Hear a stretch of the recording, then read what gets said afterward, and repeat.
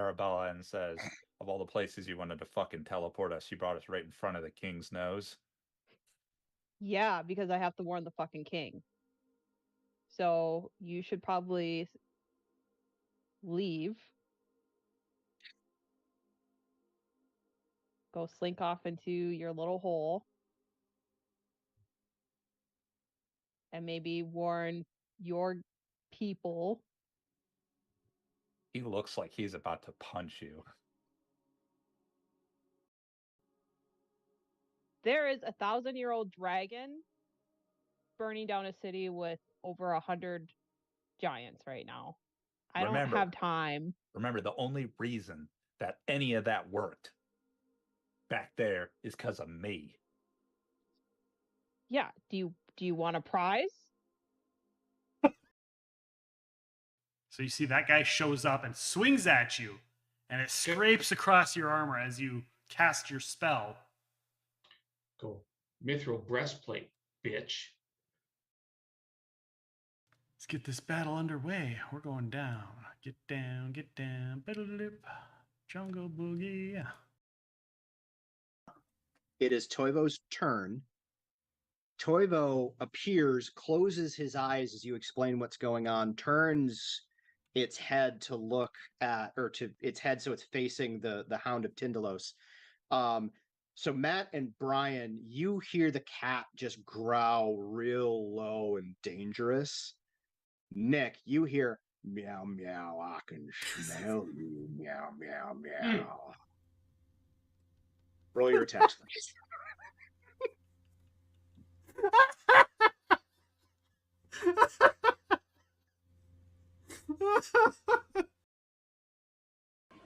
I am sorry, I am trying to be helping, but... What happened to Trinia? She just disappeared. I did...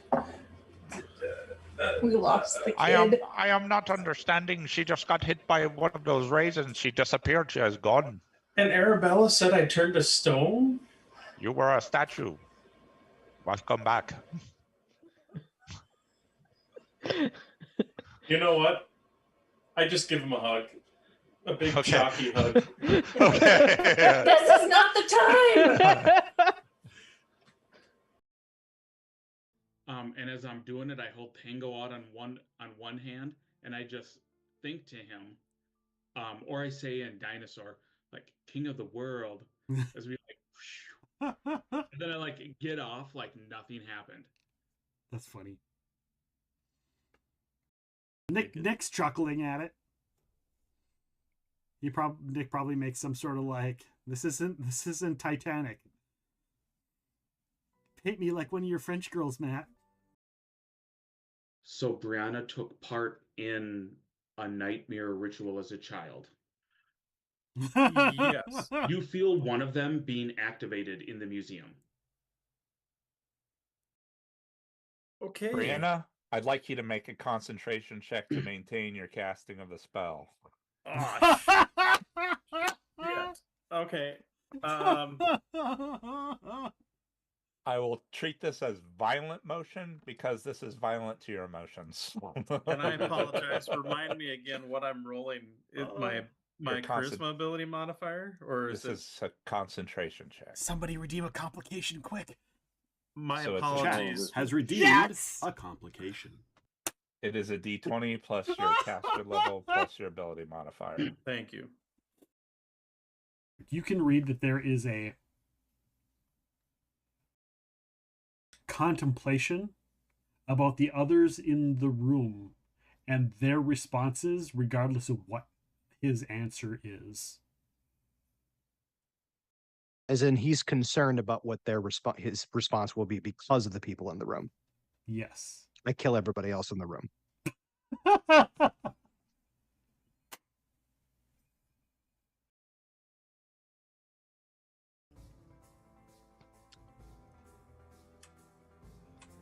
All right, Majenko flies over. Labrisa, I've got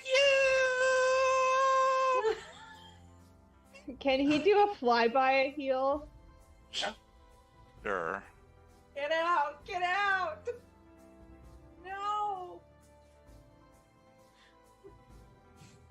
He'll go right there.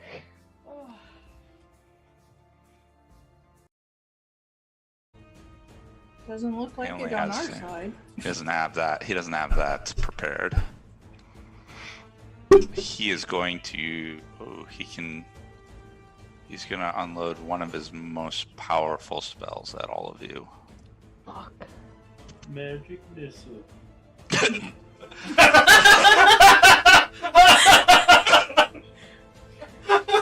Kill. He just side eyes you and looks at Arabella and says, "Of all the places you wanted to fucking teleport us, you brought us right in front of the king's nose." Yeah, because I have to warn the fucking king. So you should probably leave.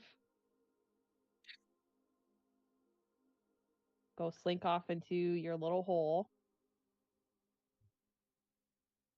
And maybe warn your people. He looks like he's about to punch you. There is a 1,000-year-old dragon burning down a city with over 100 giants right now. I don't have time. Remember, the only reason that any of that worked back there is because of me.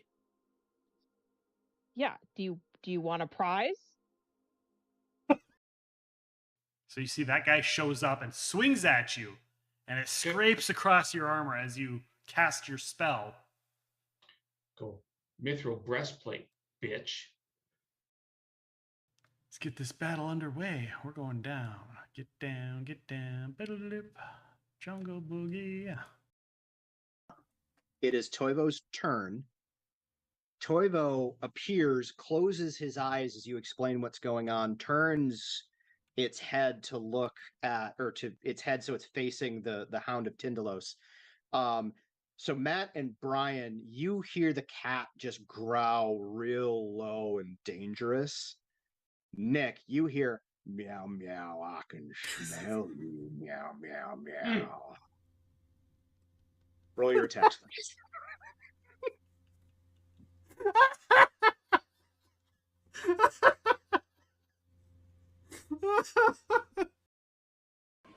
I am sorry. I am trying to be helping, but What happened to Trinia? she just disappeared. I did. We lost the I kid. am not understanding. She just got hit by one of those raisins. She disappeared. She is gone. And Arabella said I turned to stone? You were a statue. Welcome back. You know what? I just give him a hug. A big chalky hug. Okay.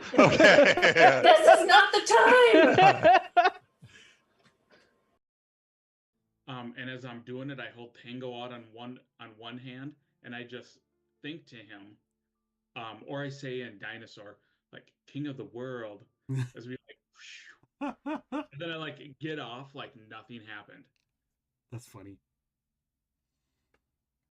Nick's chuckling at it. Nick probably makes some sort of like, this isn't Titanic. Paint me like one of your French girls, Matt. So Brianna took part in a nightmare ritual as a child.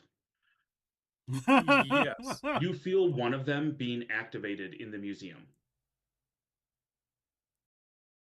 Okay. Brianna, I'd like you to make a concentration check to maintain your casting of the spell. Oh, shit. Okay. I will treat this as violent motion because this is violent to your emotions. And I apologize. Remind me again what I'm rolling. Is my charisma ability modifier, or is this is a concentration check. Somebody redeem a complication quick. My So it's a apologies. Has redeemed a complication. It is a d20 plus your caster level plus your ability modifier. Thank you. You can read that there is a contemplation about the others in the room and their responses regardless of what his answer is. As in, he's concerned about what his response will be because of the people in the room. Yes. I kill everybody else in the room.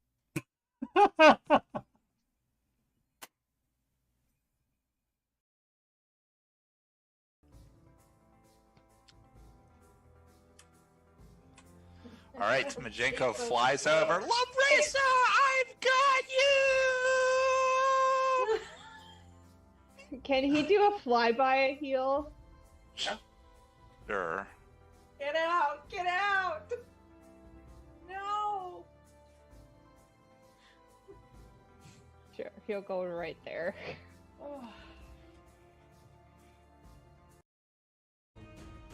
Doesn't look like it on our side. He doesn't have that. He doesn't have that prepared. He is going to. Oh, he can. He's gonna unload one of his most powerful spells at all of you. Fuck. Magic missile.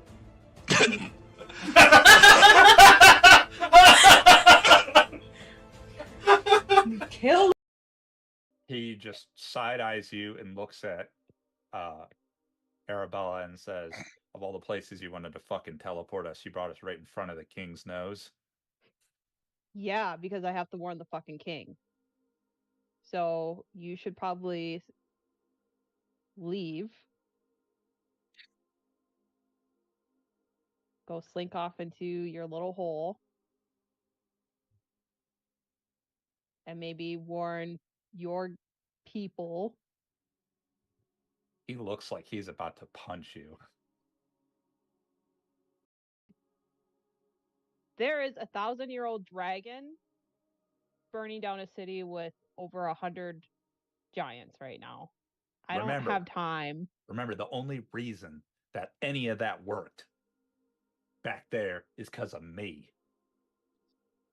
Yeah. Do you want a prize? So you see that guy shows up and swings at you, and it scrapes across your armor as you cast your spell.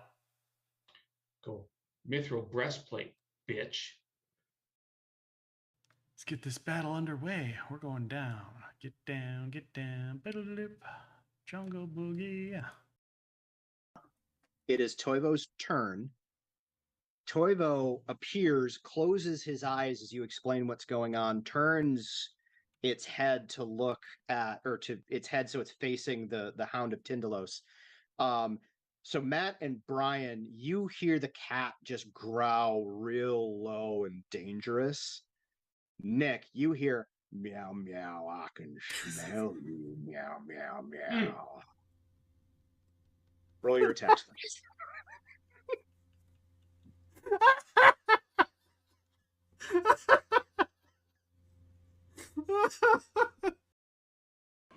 I am sorry, I am trying to be helping, but What happened to Trinia? she just disappeared.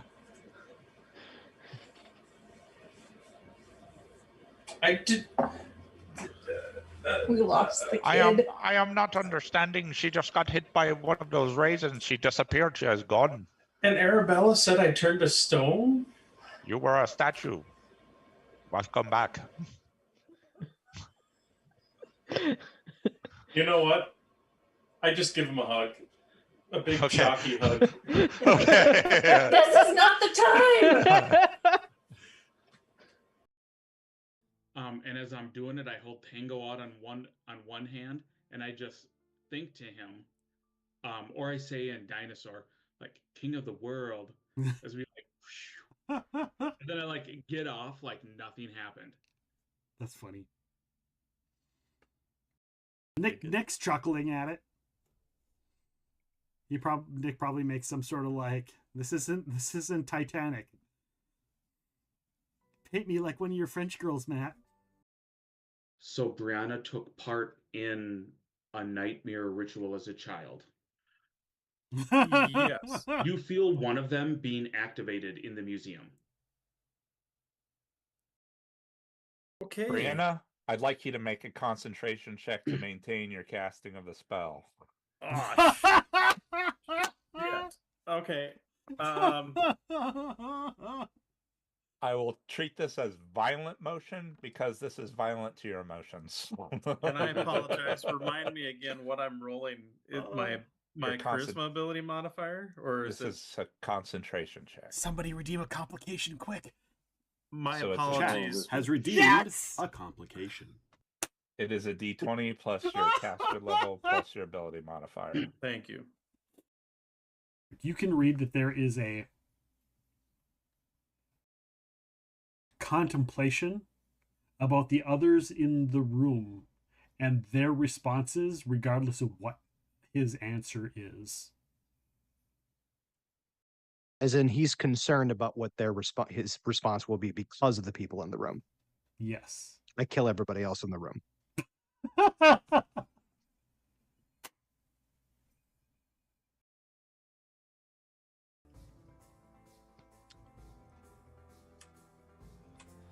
All right, Majenko flies over. Larissa, I've got you! Can he do a flyby heal? Sure. Get out! Get out! No! Sure, he'll go right there. Oh. Doesn't look like it on our side. He doesn't have that. He doesn't have that prepared. He is going to. Oh, he's gonna unload one of his most powerful spells at all of you. Fuck. Magic missile.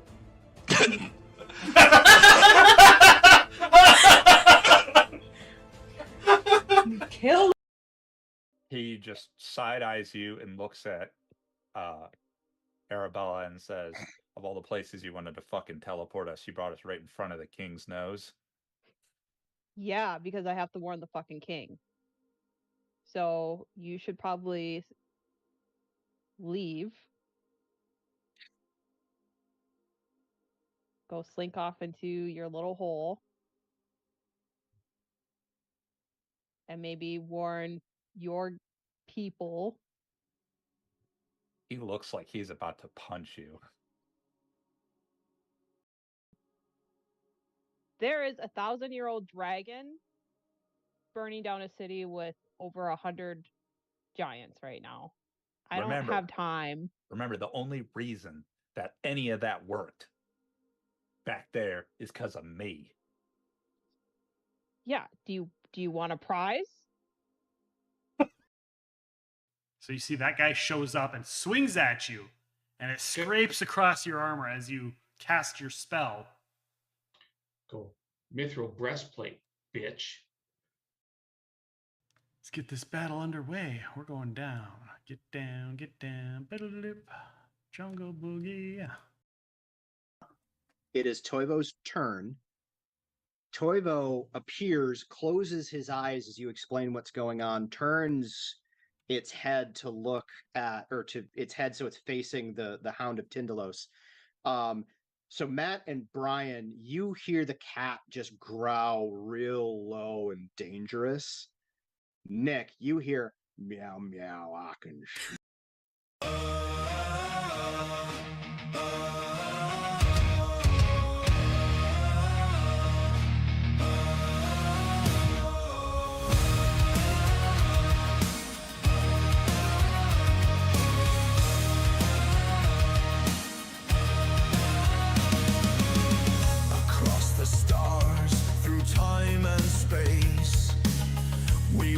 again in a different place. Memories flicker, a life untold. Stories rewritten, but never grown old. We carry the echoes of battles before. Blades in our hands, but fate keeps the score. Who pulls the strings? Who holds the key? The gods are watching the old school 3. We're lost in the echoes, caught in the tide. Worlds keep on shifting, but we're still inside. 3 brave and lost heroes, torn in two, fighting for answers.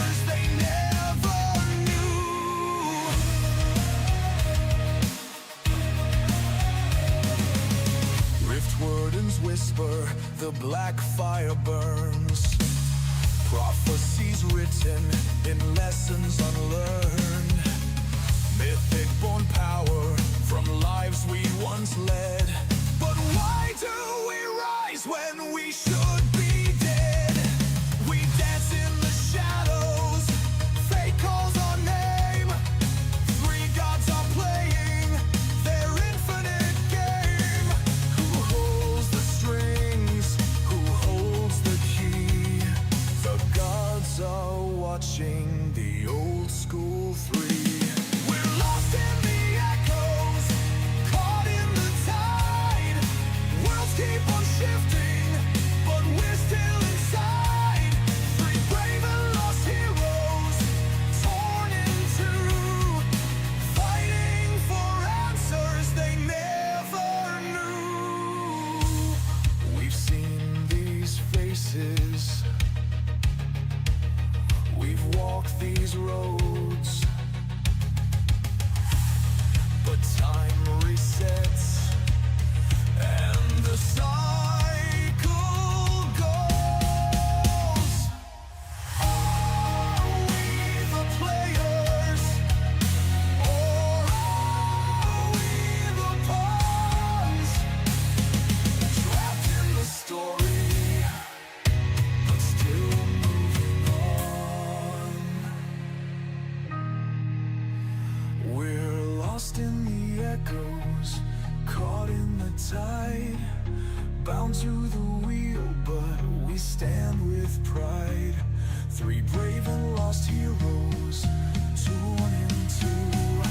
We'll break the cycle, or see it renewed.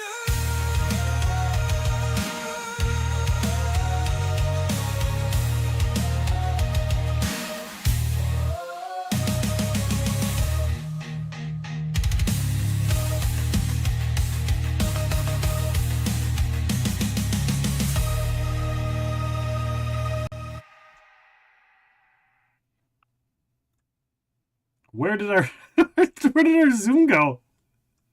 What the? Oh, because we're on the wrong one. Did I push the wrong button entirely? Pro right there. Pro.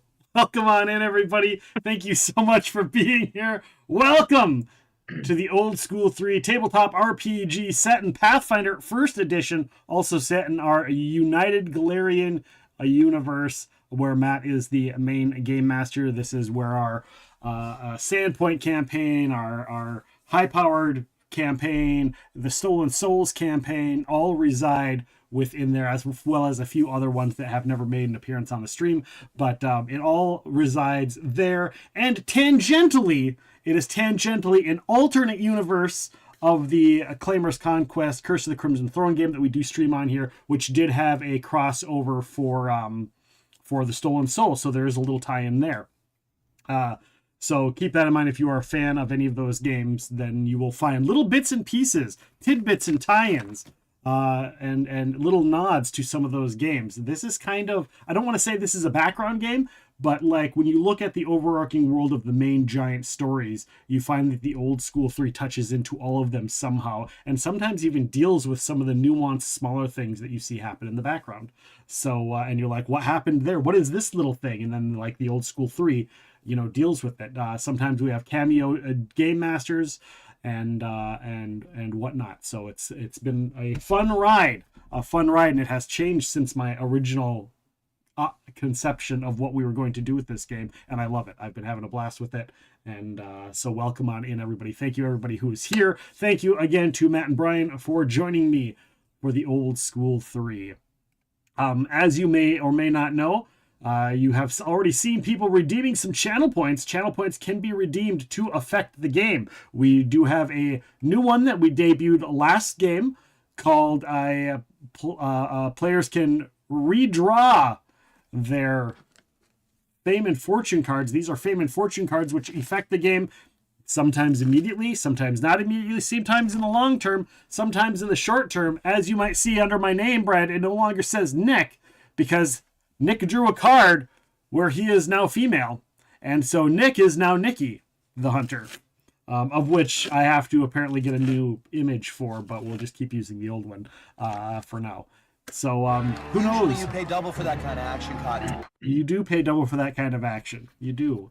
So if any of you all feel the need to dump a ton of points to draw a card, you can do so. Or you can spend just some points to give heals, give mythic points, give rerolls, or to have them bank up a redraw token so they can draw a new card if they don't like what they draw. With that being said, welcome on in, everybody. I don't know who got first. I don't think anybody got first. I see Zenobite is unofficially first. Is Zenobite? Wolfie is not first. Hello, Sean returns again. Account number 30. Welcome on in, Mr. James Bond. Mr. I can't remember all the names, but welcome on in. I'm glad you got a new phone. Tam Zion officially first. So yes, welcome on in, everybody. And if anybody is watching over on YouTube Live, thank you so much for the people that have been going and watching these episodes on YouTube. If you are on YouTube and you're watching this on a replay and catching up on these, thank you so much. I've seen the numbers. I've seen you guys watching this show, and I appreciate it. I was just telling these guys about some of the numbers on YouTube and the people that have been watching some of these episodes and our other tabletop role-playing games. So thank you so much to all of you watching on YouTube. I appreciate each and every one of you. To recap, the last game, just a quick one because I literally did it like 15 minutes before we went live.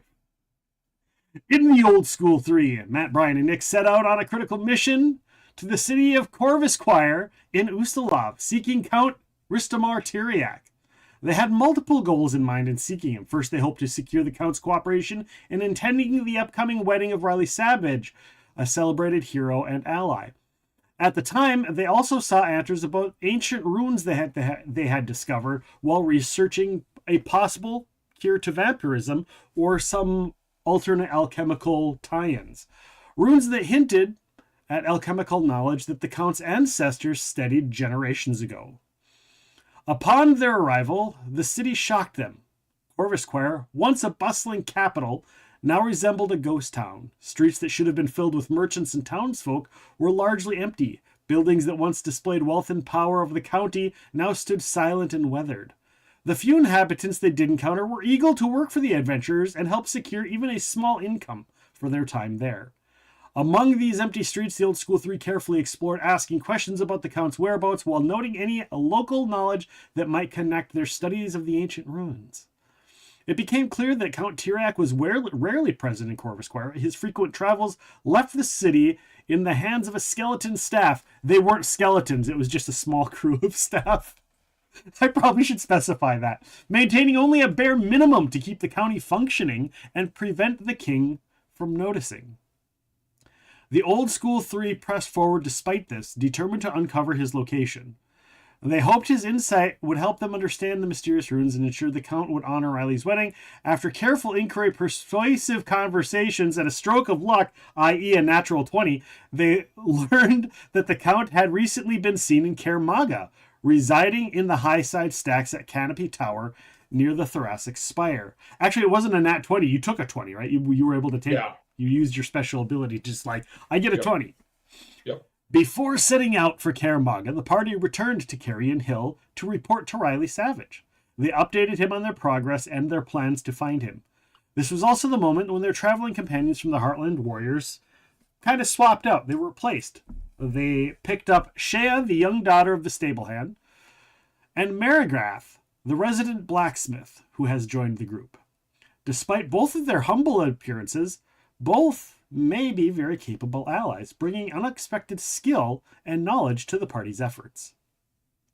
With the backing of the Heartland Warriors, the adventurers were able to teleport directly into Kaer Maga, saving valuable travel time. The city itself was unlike any they had ever seen. Kaer Maga is a labyrinth of cultures and histories, built on top of itself over and over throughout the centuries. Neighborhoods existing within neighborhoods, each with its own customs, guilds, and secrets. The Old School 3 navigated streets with care, gathering information and searching for any traits of the Count's people. Every interaction in this ancient city offered the possibility of learning more about runes or advancing their goals to securing the Count's cooperation. The party secured rooms at the Canary House, one of the city's most exclusive and hard to get into establishments. Entry was a privilege often denied to even kings, yet some unknown benefactor has arranged them access. Their time in Canary House was spent observing the city, speaking with locals and visitors, following leads on the Count's movements. Research into runes, of course, continued quietly in the background, each clue suggesting the Count's family might have held the key of understanding the knowledge that they sought. After a day of careful networking, subtle persuasion, and discreet inquiries, the Old School 3 finally secured a rare audience with the Count Ristomaur Tiriac himself. The moment they entered, the weight of his presence filled the room, the hairs on their arms standing on end, with the Count's eye swept over them, sharp and calculating. Welcome, gentlemen 3. I am Count Ristomaur Tiriac. What is it that I can do for you? Remember, your time is short here. And that is where the game ended. Did I miss anything? Not that I can think of. Yeah, I don't think so. Okay. For the people that are watching, I will share with you the new NPCs that have joined the party and joined along. Get over to this layer. First and foremost is, I don't even have her on here. I don't even have her here. What the hell? Well, we'll do this one. Shift Z. This is the one and only blacksmith that we talked about. The half-orc blacksmith, known as Marigrath.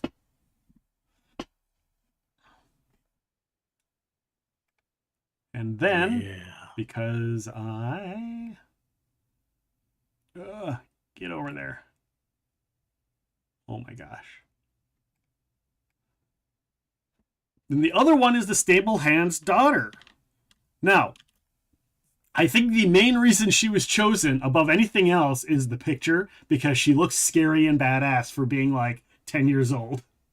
Yeah, 100%. Mm-hmm. But there is a reason. She does have a backstory that ties into that. Which I did put little hints and notes of their backstory and stuff in their bios for you players. So you guys can kind of get a little idea of who they are, why they are, who they are, and whatnot. So there we go. Again, this is the city of Kaer Maga. Now, keeping in mind that Kaer Maga is one of the largest cities in the world. So, lots of stuff. There you stand before Count Ristomaur Tiriac. You realize high up in the skyscrapers near the Thoracic Spire, which you as the players don't really know what the Thoracic Spire is, but you do know what skyscrapers look like, and you do find yourself in one such place of ancient decree in one location called Canopy Tower, just south of the Thoracic Spire.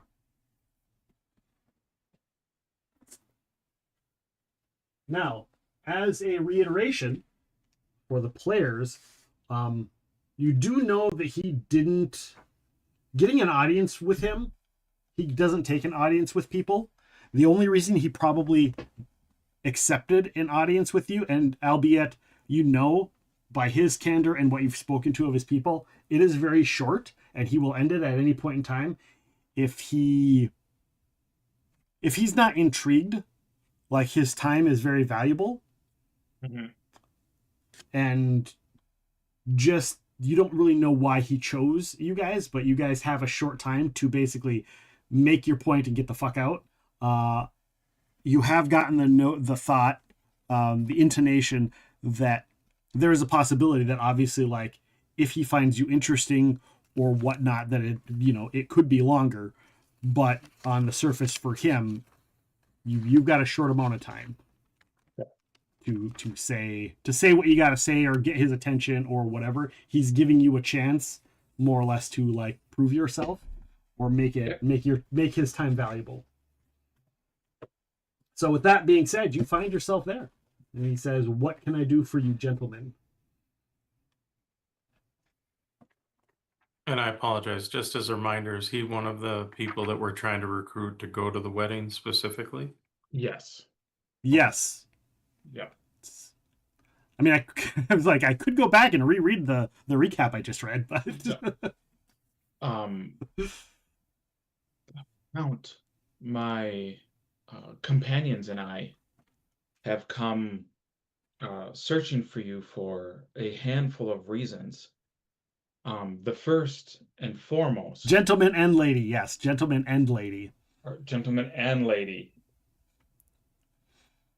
we are first. Just for my remembering, he's already gotten the invite. We're just making sure. Or are we? Yeah, he's gotten the invite. Okay. First and foremost, we are here on behalf of Lady Hegery to see if you will be willing to attend the nuptials between her and Riley Savage. It is upcoming in plot amount of time, and they are just getting a formal head count of those that they deem of the utmost importance to not only the ongoings of Ustalav, but those that they are truly hoping will make an appearance and be there on their special day. The other reason that we are here for is your ancestor, Count Ristomaur Tiriac, was one of the few people outside of hags that could speak the language of the bone hags. And we were wondering if that is a skill that maybe you had, or had any of his journals or books that we may be able to learn of the syntax and the use of this language. For there is a great alchemical discovery that we are hoping to uncover if we can learn of this language. The chat wants someone to draw a fame and fortune card. It was Matt. Whoa. It was Matt who was short on fame and fortune draws. What? No, Matt's had like perfectly fine and doesn't need to draw anymore. Janai remembered. I wasn't going to remind people. Thanks, wife. How would you like to draw? Shuffle it. Now Matt becomes Maddie. With D's though, shuffle right? it 3 more times and then count the 21st card. Shuffle 4 more times. 1, 2, 2. Love it. 3, 4, and count what? The 21 times. Or the 21st card.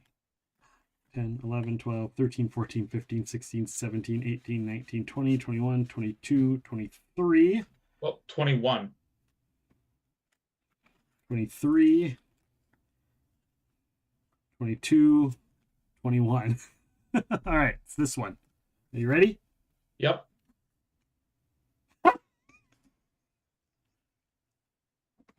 Oh, you've drawn this card before. Awesome. In this game. And I'm just going to read it. Yep. All NPCs, your reputation precedes you. Good.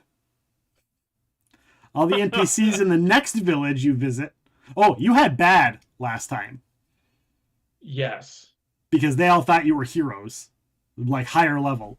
Yeah. It was a mistaken identity. All the NPCs in the next village you village are as helpful as possible in your dealings with... Oh, no, you had this one when we went to Andrew's city. When we went to Thunder Peaks. Thunder Peaks. Are as helpful as possible in all your dealings with them. Innkeepers extend you credit. Clerics will heal you without a fee, and admirers will follow you around hanging on your every word. This is in the next village. Yep. Or town. Okay. You want me to note that down somewhere? I'll have it here, but yeah, note it down. Okay.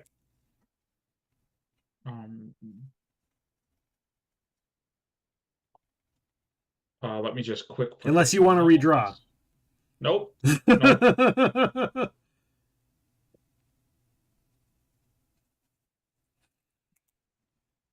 And that may be dependent. Like if you're like traveling from say you're traveling from here to another town in Ustalav, like you'll hit 3 towns along the way. I'm not going to count those towns unless you really want me to. Yeah. So if we hit a town and you're like, I want to use it for this town, but if we hit a main storyline town, then it'll just automatically hit there. But I'll let you utilize it in the smaller towns along the way if you'd like. Yep. But I'll otherwise I'll use it for the next big story town. I like that. So I just created a section in our notes called Fame and Fortune in Effect. Oh, okay. Yeah. That's cool. Just because I figured this way we can keep track. So Nick, you're just suffer a sea change. Yeah.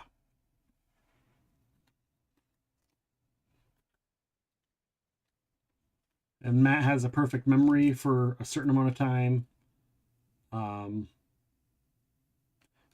Brian can act against a forced emotional state. Nick also gets to learn a new skill again. And something else that you guys don't know about.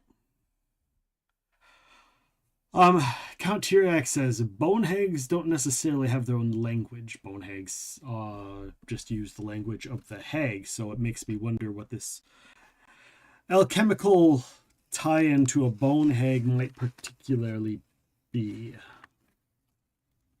Well, I can show you some of the preliminaries because, like, we have the copies. Yeah, you have all kinds of you have all kinds of notes sorted. So whether So you want to take out the ancient runes and show them to him, or if you want to show him all of the information, or depending on I just want to show him like a page of the rubbings because we know that's what we need to figure out. Okay. And I'm just gonna I'm like, this is some of what we have to work with. We don't really know much about it. They are rubbings that we were able to pull off of hag's bones. And we found some other notes that reference these hag bones and figuring out an alchemical discovery. But we are kind of at a loss of what these runes, these symbols mean. He looks at them and he's looking at the pages. He's like, Eumenium, Heraculum, Abyssium, Cold Iron, Meteoric Iron. He's like, yes, I know this. I know what this is. However, it's not a language per se. It's tied to a language. Okay. I call them the runes of the Selkmans. It's tied to an ancient Aklo language. Do you know Aklo? Let me look at my languages. I do not, because I have not come across it before. In alchemist speak, and he grabs a sheet of paper and he starts drawing little symbols. In modern alchemist speak, you'll see a lot of these symbols. Let's see if I have a thing I can just flop up on screen. I don't know if you guys can see these symbols. Oh, yep. He's like, draws some of those symbols down. And he goes, modern alchemists do something very similar. Phosphorus, saltpeter, silver, spirit of wine, etc. However, the Selkmans, who predate the Aslans, they're a serpent folk. They used in their language a periodic table of what they considered elements, very similar to what alchemists use. But it was far beyond anything that modern alchemy utilizes. They tracked all kinds of elements. He goes, you understand some base alchemy, I hope, based on you knowing what this is. Then you understand the difference between cold iron, meteoric iron, and regular iron, for instance, correct? Correct. He goes, it's very much that they had a symbol for each of those three. Now, Brian, you don't have any ranks in alchemy, correct? I don't. No. I don't have any craft skills. Do you try and look like you understand, or are you just like, that goes way over my head? Are our secondary people here with us? They can give you benefits. Whether they're actually there or not is indifferent. I mean, but they can give you their benefits so you can use their role. Maragrath has a craft alchemy as like a +3 in it. Yeah, but she doesn't have any ranks in it. That's just a bonus from a thing. Oh, okay. They have to have ranks in it to utilize it. I'm not gonna bluff him. I'm just gonna. So you clearly don't know what he's talking about. And so he looks at you and he goes, you've heard of cold iron weapons, yes? Yes, I understand, or I have a very generic knowledge of some of the. Do you know where cold iron comes from as opposed to regular iron? Well, it's typically cold forged. Correct. Now, do you know what meteoric iron is? Iron from a meteor or celestial body, I would assume. Correct. Now imagine having symbols for each of those individually as opposed to unanimously. Modern alchemy would just have this symbol. He writes out a symbol on a piece of paper. This is the symbol for iron. They don't delineate what's cold iron, what's meteoric iron, what's that, whatnot. Same with silver sheen. These ancient races, they had all of them, including each individual type of sky metal. There are still at least 36 symbols I do not know, and history doesn't know what they are, what they mean, and perhaps it's because modern science doesn't understand it. Sure. Makes sense. So I could, in theory, help you to learn these, I guess. Or I could just help you with whatever your project is, should that be your desire. I am very well versed in alchemy. I also have an apprentice who is I have an assistant who is an alchemist. He's not here right now, but I carry most of his notes on me wherever I go. Science and knowledge is my passion. I would like to sense motive that part. You go right just ahead. To see what his knowledge, or like kind of what that thirst for knowledge comes from. Is he a Dr. Jekyll, Mr. Hyde? Is he? Yeah. May I roll a sense motive as well? You certainly can. All right. I just got to remember what it is.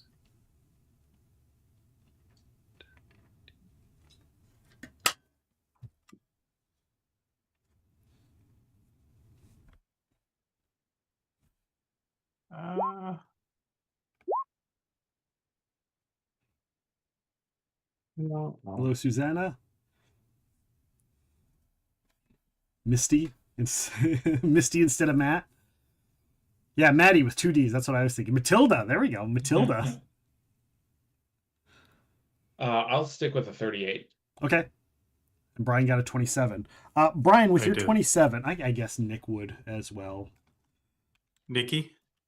Nikki will as well. Who has the little girl? I do. You get +2. I already included it. Oh, you know. You get an additional +2. Oh. I'm not going to tell you why, but you get an additional +2. Yep. So 40.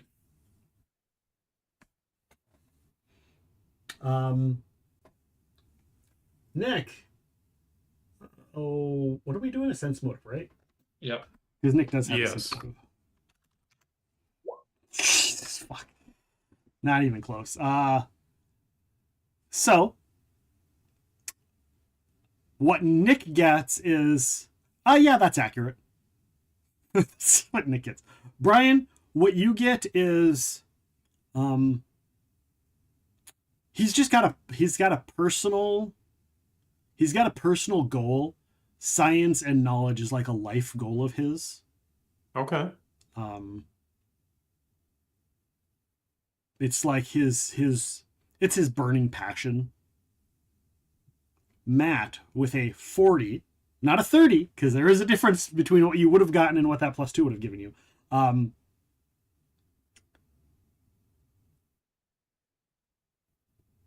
what the 30 would have given you is the same thing that Nick and Brian got. However, you get very much more of almost like a Bruce Wayne backstory. Something happened to him, and this is his discovering how to be Batman phase.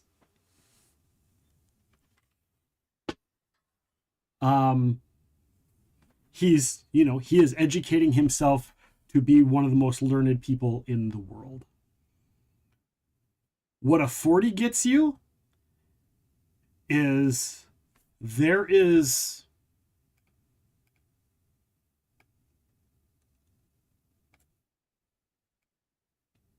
his knowledge and he's got knowledge. He's researching something that ties in,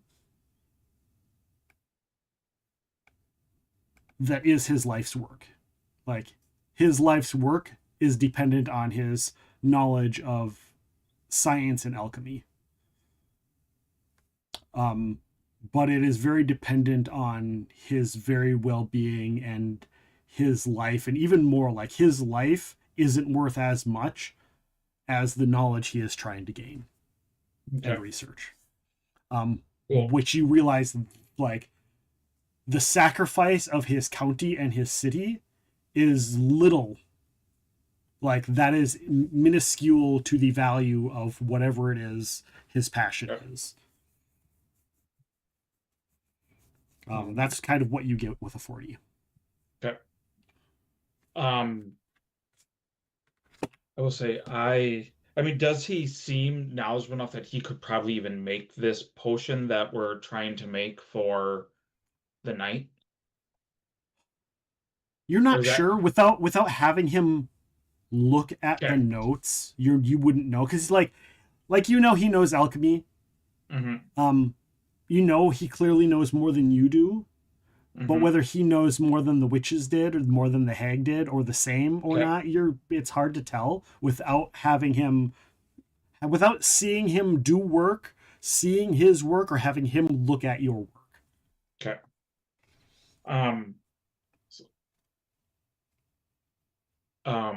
I will I'll look at you two and just kind of like nod my head, like I think we can trust him. And I'll say, Nick's like, yeah, because he got a 16 on his sense motive. We found this information from a group of hags. They found an alchemical way to turn people against their will into vampires. We are looking for a way to turn them back. And we are hoping, with this knowledge, plus the notes that we recovered from the witches, of a way to do this. And I'm like, we have many, and I look around, I'm like, may I open a portable hole?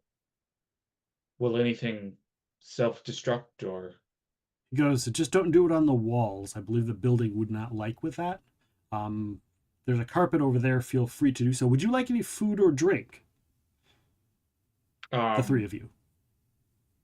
What time of day is it? I'm trying to remember. It's late evening. Yes, please. He's like, what's your preference?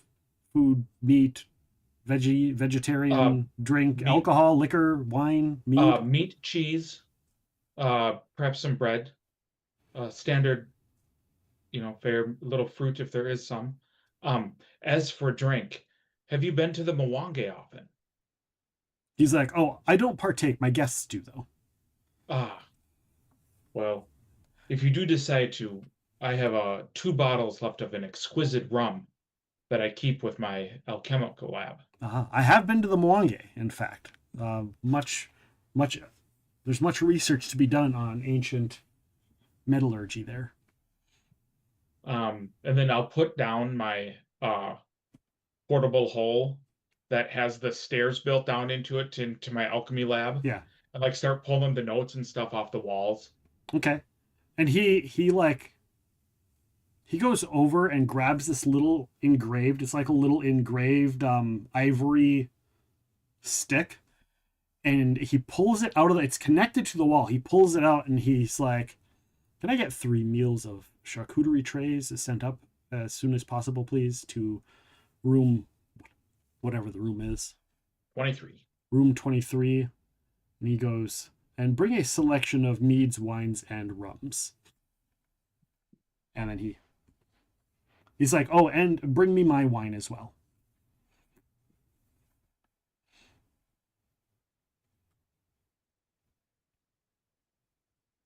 And he pushes it back in. It's like a little button that slides out, and he talks into it and slides back in the wall. The wall, clearly some sort of magical device for sending messages.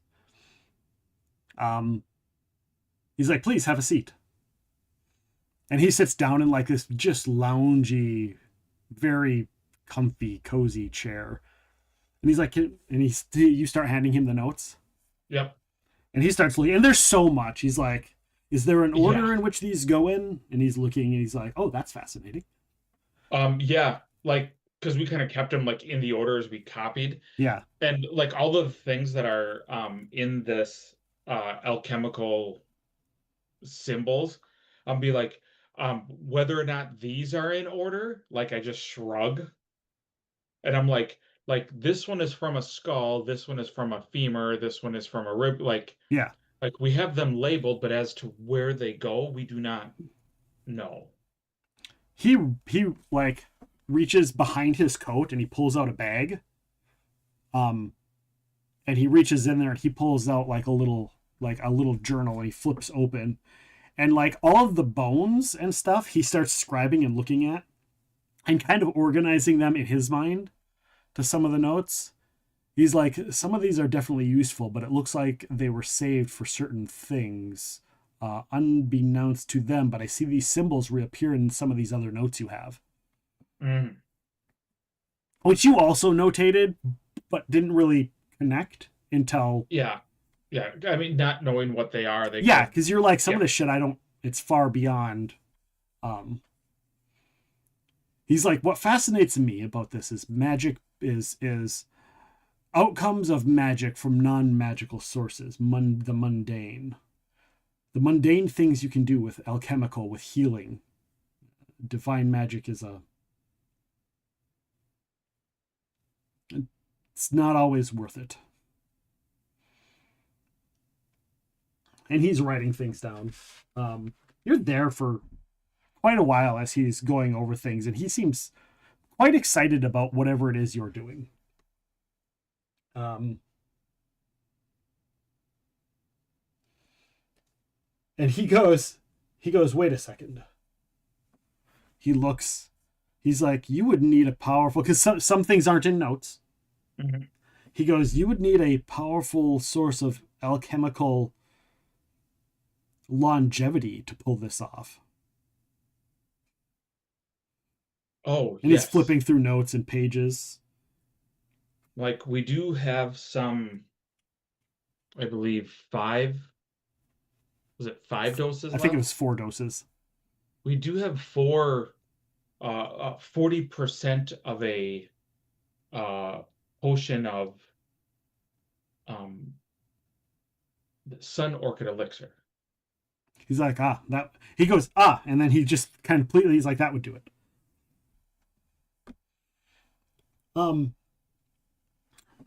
He goes, and then he pauses and he goes, "Why again did you come to me?"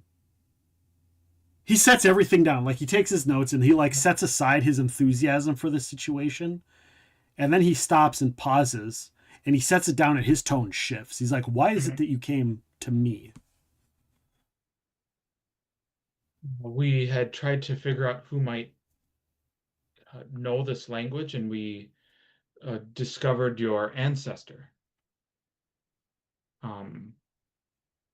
Dionys.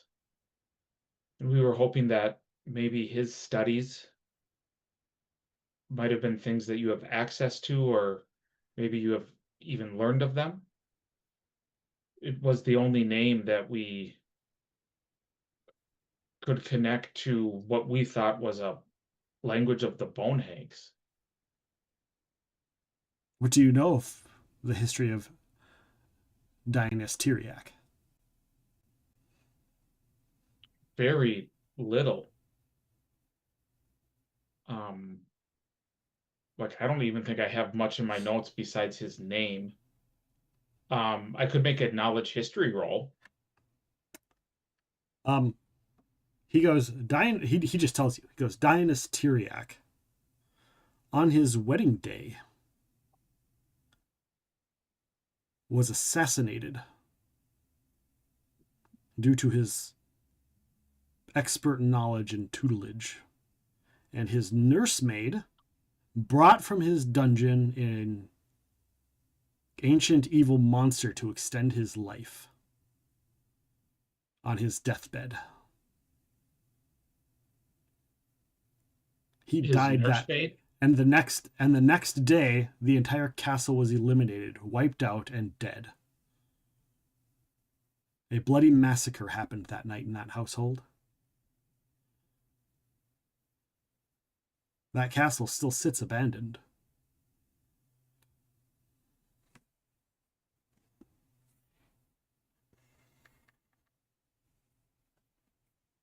Interesting. And he points to the paperwork. Long have ilk of this sort haunted Ustalov and my family's history.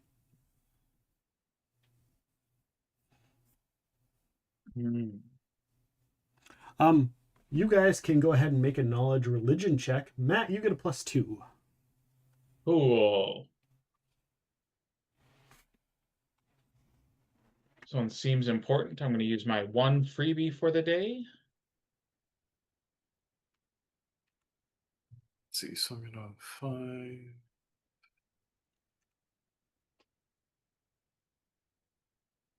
Plus 3, so I'd have like an 18.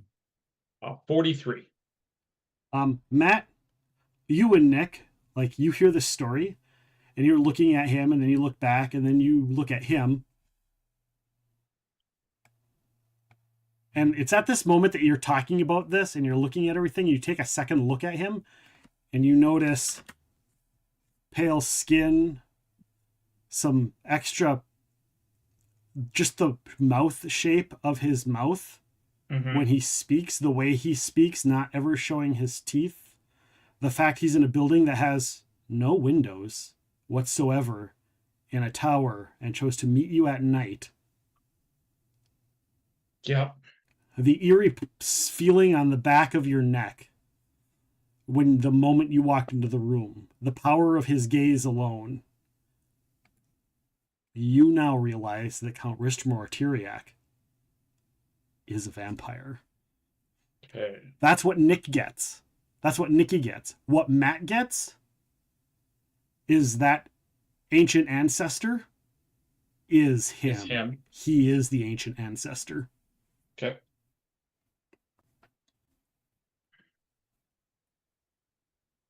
And you realize that to the point where now when he sees it, he smiles. He's like, and he smiles a big toothy grin when he realizes you realize.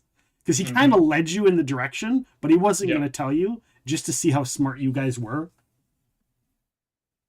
And he goes, I will help you, but only if I get the first 2 doses.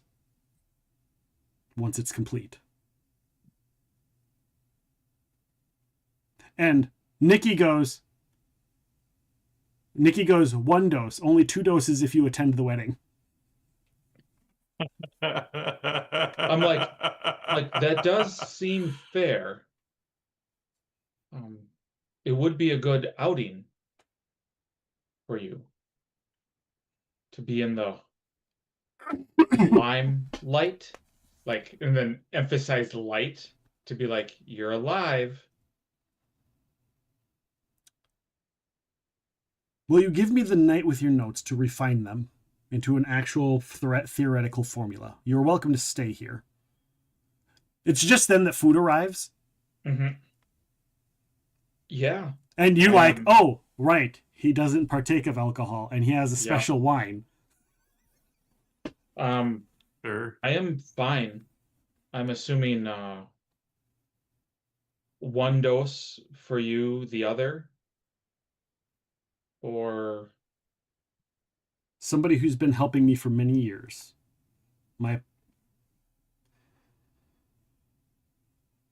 He is so old he doesn't even remember who he was. But I will never forget who I was. That, I think, is fair for me. There is fair. Hold on. My note section just exploded.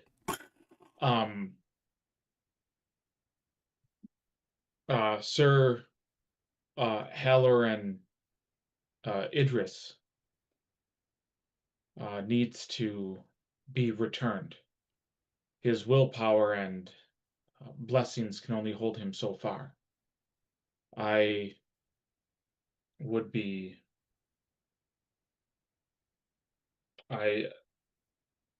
have no problem if you come to the wedding. Because at the end of this, you'll have 4 doses. Yeah. Because you didn't make Nick take one. Yep. So yes, I have no problem with that. How about you, Brian? That sounds like a plan to me. Nikki nods. And Count Ristomaur says, I will help you with this. You will help me. I will get 2 doses if it's successful. And I will attend this wedding. It'll be the first time I've appeared at a public appearance since taking office. I'm sure that will be a special boon to the wedding goers if this is successful. I agree. So, indeed. He's like, well then, let's make a night of it. And he walks over and he pulls out like some more books out of his, obviously a magical bag that holds lots of items. And he goes, in my research for such a cure, I have come to the conclusion, because I found in my time in my time in Vudra, there was an ancient text that said a cure for vampirism could be made by the feather of a solar. However, the feather of the solar needed to be used to make a distillate of light. Do any of you understand what that means? Alchemy or some type of check? You can. Okay.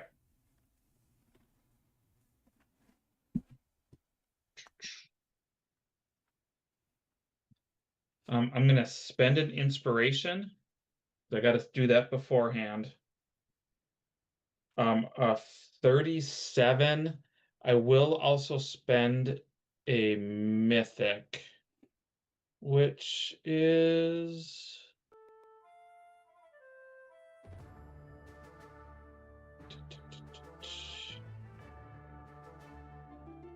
plus an additional D8. 41. A 41. The DC was a 40. There is no way that you are aware of distilling a solar feather. But what you do get with a 40 is that there is an alchemical process that is kind of the opposite, called the essence of night, which might be similar. So we got to figure out how to make an essence of night, and then figure out how to do the process and basically in reverse to create light from it. But somehow using the feather from a solar, like an angel of light. Because you know that like a solar, like their feathers are literally pure light. They're still a physical object, but they just give off like radiant sunlight. Sure. And you see he pulls out like this in a glass pane a ripped, tattered, like shredded piece of paper with some ancient language on it, encased in this pane of glass. And he holds it up to the light, and you can see this ink. Do either of you speak Vudrani? I do not. Get to my languages.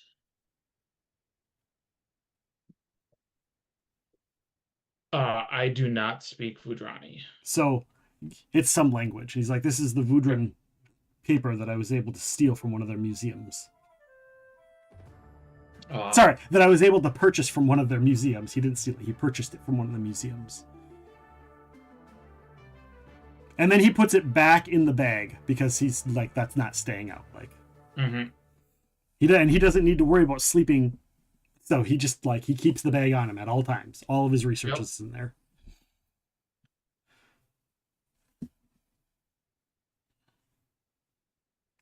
Okay.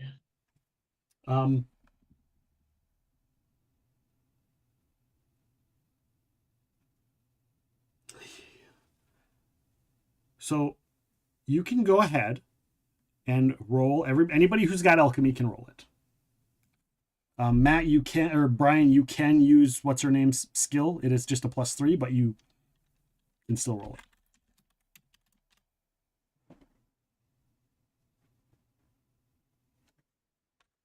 it. And it can't hurt, right?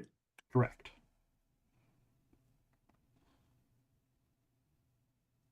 Can't help either, but it can't hurt. It's all right.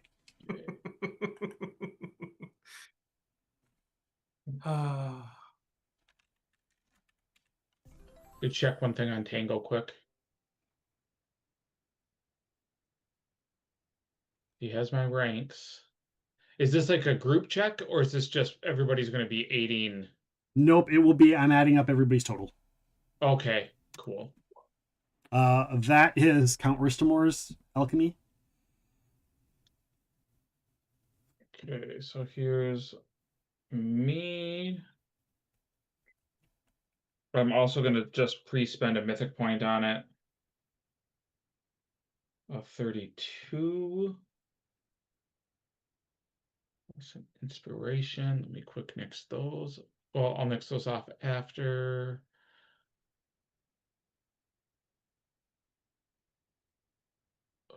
Okay.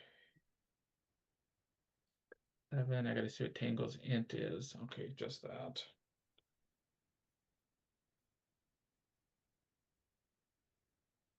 And a 15.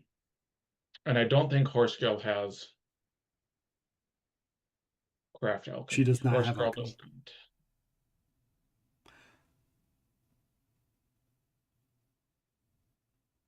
So you did beat the DC of 100 total. Cool. To end up formulating a theoretical alchemical formula. However, Count Tiriac says the issue with this theory is your essence of night theory somehow does the formula is weird in how that would work and where we would utilize it with the feather. So knowing how to put those together and how to put them in there is an unknown. He's like, I've heard of Essence of Night, but I don't, and I know how it's, I know in theory how it's created. He's like, also the utilization of the 4 drops, the 4 Sun Orchid Elixir. The 4 Sun Orchid Elixir, those are utilized using alchemists, the power of an alchemist. Their charged essence, if you will. We're going to require somebody that has that capability. When he says that, does he mean we're going to need someone that's an alchemist or someone that is like that specific archetype that can actually make a... You won't need somebody that needs the Sun Orchid Elixir, somebody just with the alchemist charge. And he goes, okay. There's also the part of, and he says this in a longer, more alchemical term, showing the formula. He's like, the problem with this also, another problem with this is the fact of dealing with the essence of undeath and the binding of the soul to death and undeath is not necessarily here. We have the connections via your transmuted blood issue and your creation of vampirism, but not the uncreation of vampirism and keeping the soul and retaining the soul that is.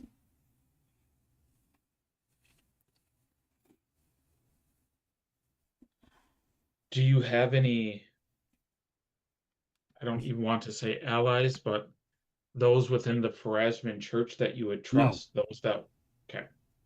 I figured not, but they've... He's like, I am at high risk as it is in this city.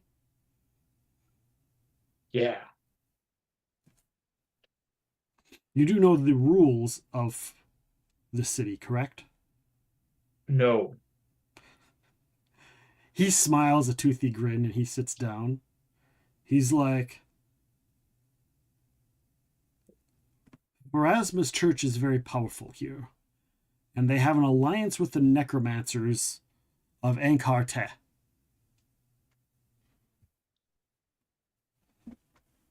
There are no rules. That's not the rules. There are rules in Kaer Maga. There are. It's just unspoken rules. There's alliances and agreements. The Church of Pharasma has an agreement with the necromancers of Ankarte. Ankarte, necromancy is openly done. There are people walking the streets. The problem is that the necromancers, the agreement is the necromancers are not allowed to make any intelligent undead. And therefore the city outlaws, they will not abide by any intelligent undead in the city. To the point where all of the necromancers and all of the Pharasmans and all of the locals will go out of their way to make sure there are no intelligent undead. Now, oftentimes the undead, such as myself, live deep underground in underground catacombs. However, the Dusk Wardens maintain all of those all the way down through the deepest depths of the Undercity. Everything there is watched. There is no... Well, there are few intelligent undead living in Kaer Maga. Okay. So I can't just walk about it openly, even in the necromancer's area. And the Pharasmans have a very big power in the city. They are one of the largest churches in here next to the child goddess.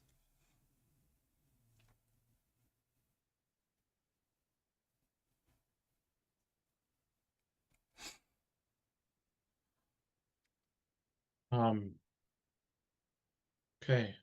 He's like, however, we could try and find somebody with more knowledge that could expand upon this formula, or you could find them and expand upon this formula. And perhaps if you were able to get your hands on the feather of a solar in order to experiment how to distill it down, we could formulate this a little bit better.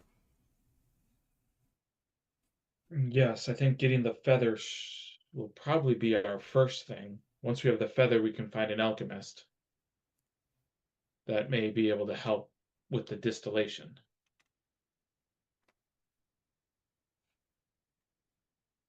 Yes, Rolana Halo, the child goddess, she gets hauled around on a palanquin throughout the city every day, and people are blessed when they're around it. They get good tide and good fortune if they can see the palanquin. No one's actually seen her, but she has a whole... It's a cult. It's a literal cult, but it's the only cult that's public and everybody actually worships it. Question. For this solar feather, does it need to be like Aasimar, say that they are of solar descent? Would they count? He's like, I doubt that you would be able to distillate the essence of light itself. Okay. If you do, it would be a weaker. I mean, in theory, we're going off of theories here. Yes. Yes. Okay. Well, that is good to know. He goes, there are plenty of places that you might be able to purchase one here in town. You can purchase almost anything in Kaer Maga, they say. Oh, I had not even thought about just being able to purchase one. There are many strange and exciting things in Kaer Maga, I'm told. They say this is the city that you can find anything. So one of the reasons I came here. And apparently anything found me. And he taps at the piece of paper. I laugh at that because that's pretty funny.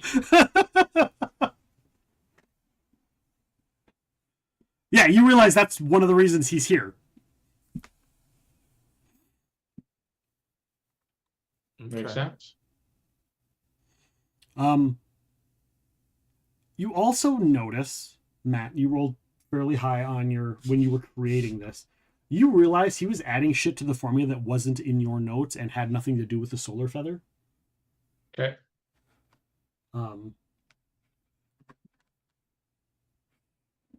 But you did catch that he was adding stuff into the formula that is not tied to anything any of you have discussed. Okay. I'm just assuming that it's because of, like, because he knows what the things are. Like, once we get an alchemist, we'll have to explain. Yeah. Yep.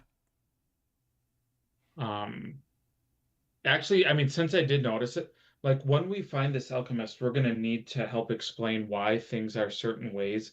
And I'll just point out, I see that you added certain notes, like here, like I'll point to the areas that he added things.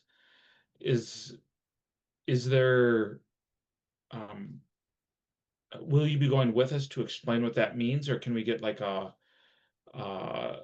footer to explain how those, like what they do? Or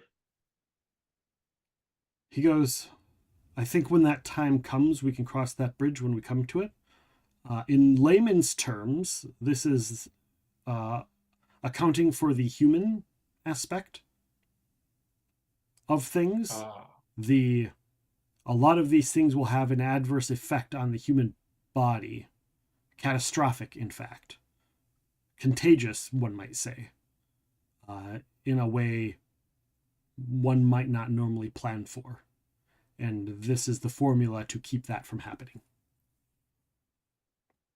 Good to know.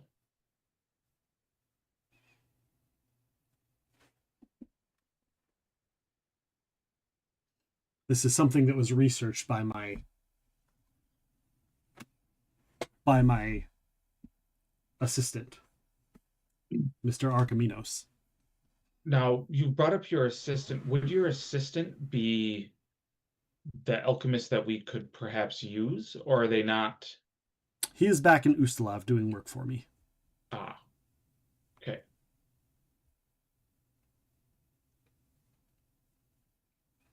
But yes, Mr. Archiminos will not be able to join us at this moment in time.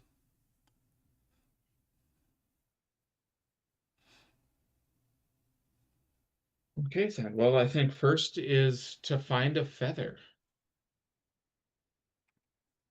Yes, and if you find a person of alchemical, he was effed up too badly by a bunch of 7th level adventurers.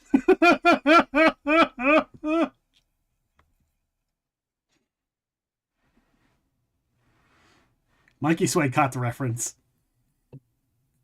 Does Brian catch the reference? Does Rolana Halo catch the reference?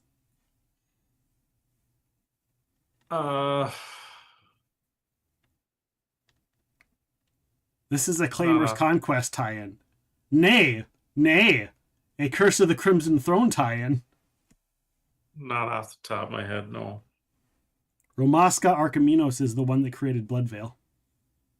Oh. With the Queen. Sure. Okay.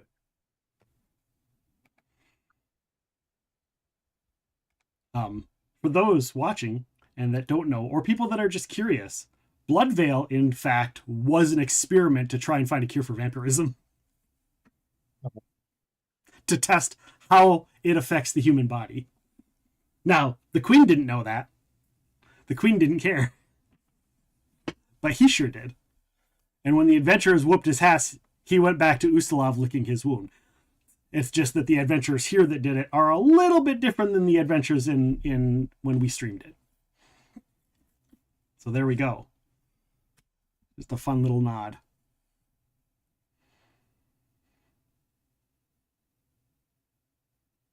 Which I suppose I could have shut up because you may or may not learn that later on anyhow, depending on how things go. At any rate, he goes, yeah, so I'll try and find if you could find somebody that might know things as well. Yeah, we will.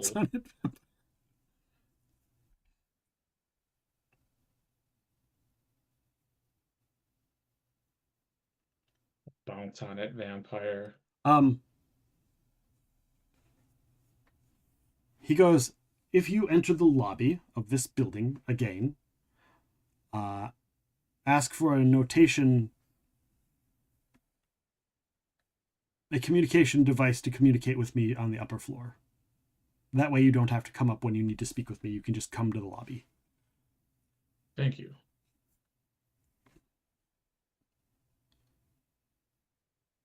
I.e. the intercom system. Mm-hmm.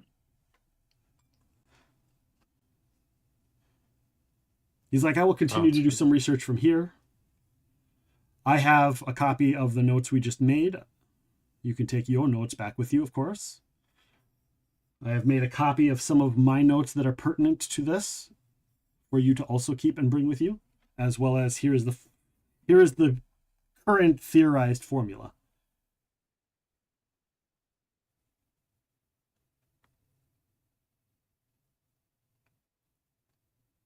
He's like, and if I need you, I will send someone.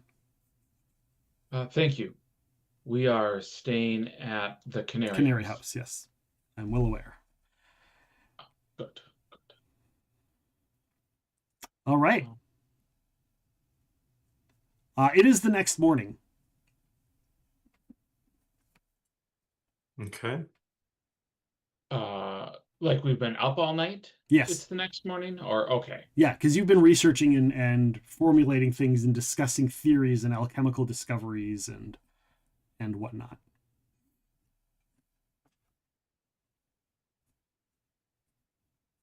Okay.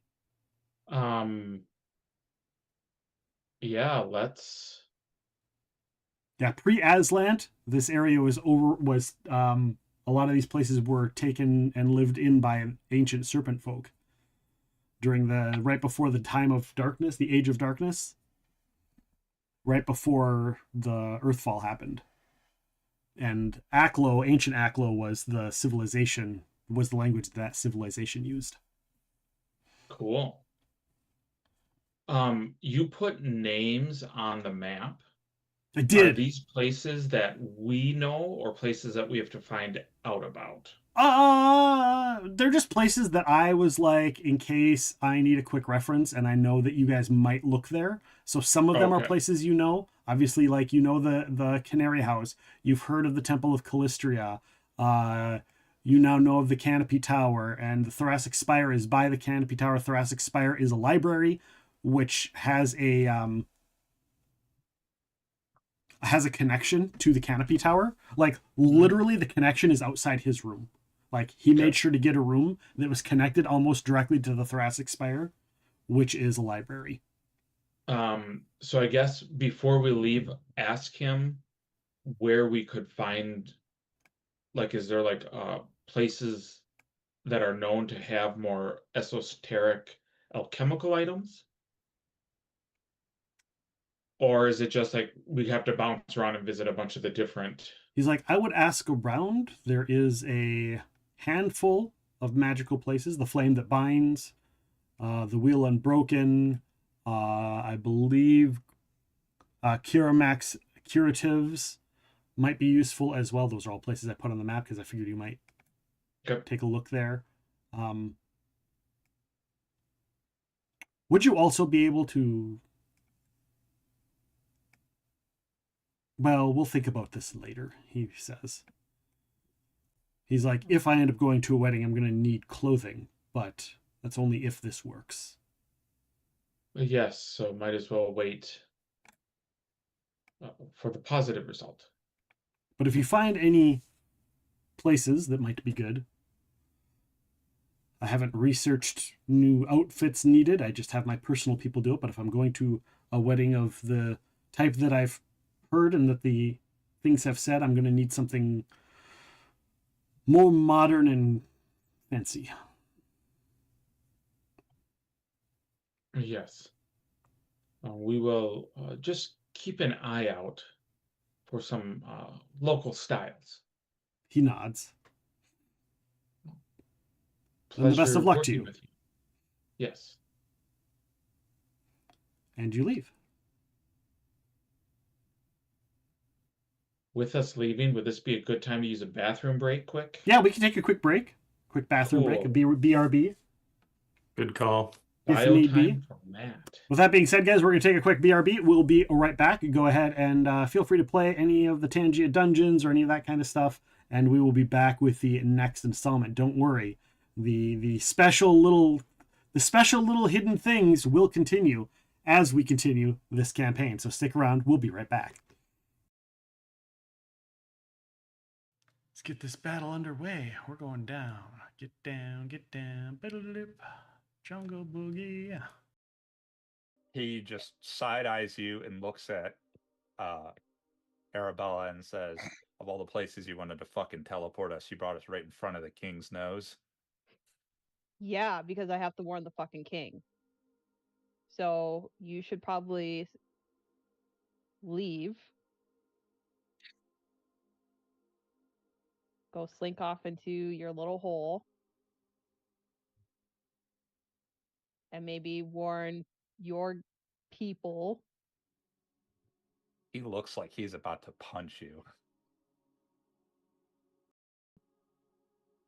There is a 1,000-year-old dragon burning down a city with over 100 giants right now. I don't have time. Remember, the only reason that any of that worked back there is because of me. Yeah. Do you want a prize?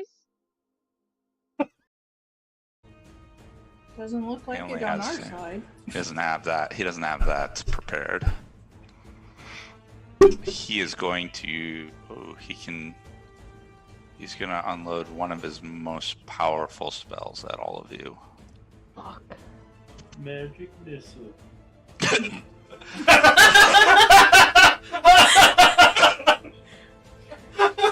Kill. It is Toivo's turn. Toivo appears, closes his eyes as you explain what's going on, turns its head to look at, or to its head so it's facing the Hound of Tindalos. So Matt and Brian, you hear the cat just growl real low and dangerous. Nick, you hear meow meow, I can smell you, meow meow meow. Roll your attacks, please.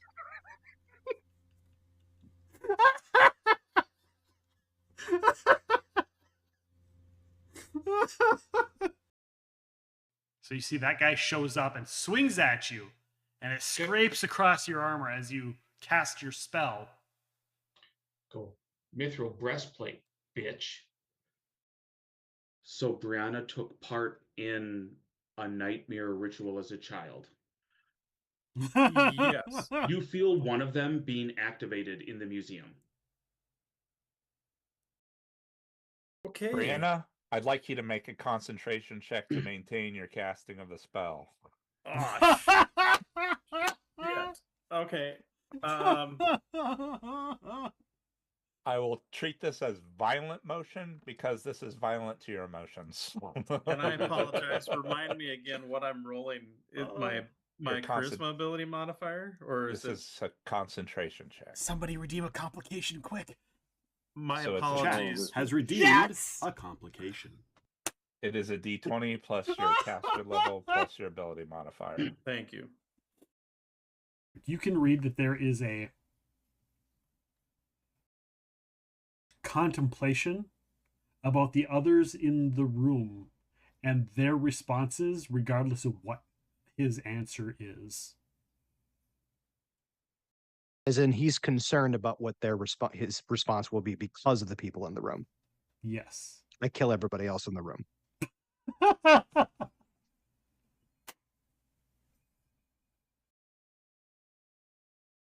And as I'm doing it, I hold Tango out on one hand, and I just think to him, or I say in Dinosaur, like King of the World, as we like, and then I like get off like nothing happened.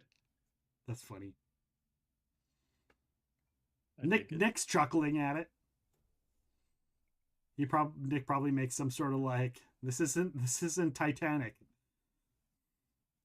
Paint me like one of your French girls, Matt.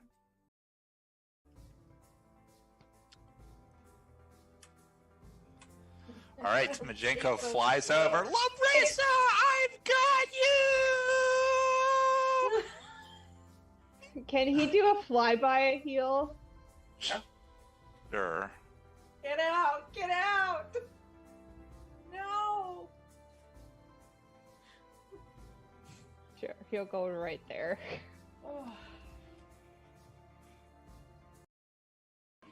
I am sorry, I am trying to be helping, but... What happened to Trinia? She just disappeared. I did. We lost the kid. I am not understanding. She just got hit by... I don't see why not. And we're back. We're going to hang out and just chat with you guys till Matt gets back. Figured to spend some time hanging out with y'all. We, as an FYI, guys, next week will be another edition of Mechanical Corners, which literally, I just got messaged this morning about it. So we have, or yesterday, I got a message yesterday morning about it. So, so 1 week from tonight, we'll be doing Mechanical Corners. Brian is going to be returning. We have Mr. Pease will be returning. And the goal is to get different characters from each of the different games.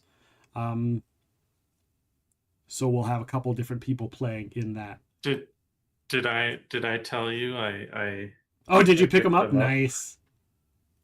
So now you know all the rules. Now you've got them all. So now I can be even more devious. Awesome. Awesome. Welcome back, Matt. You're welcome. I find it, one of the books gives you a bunch of like NPCs, and one of the group of NPCs is capers in the there, so which I thought was just hilarious. And I believe in one of them, Mark said that one of the locations is High Spirits. I think he said in the location section, High Spirits is mentioned, which was Highball's distillery that they added in. I haven't looked for it, but yeah. I'm now I'll get distracted. I got to put that away. So yeah, next week, return to Mechanical Corners with Mark, and we'll have returning characters from multiple different games. So I'll be reaching out to a few people here to try and get some of them on. If not, I do have one person who has volunteered, is waiting in the wings in case we need a fourth, and it falls through. We will do that. But so thank you. You know who you are.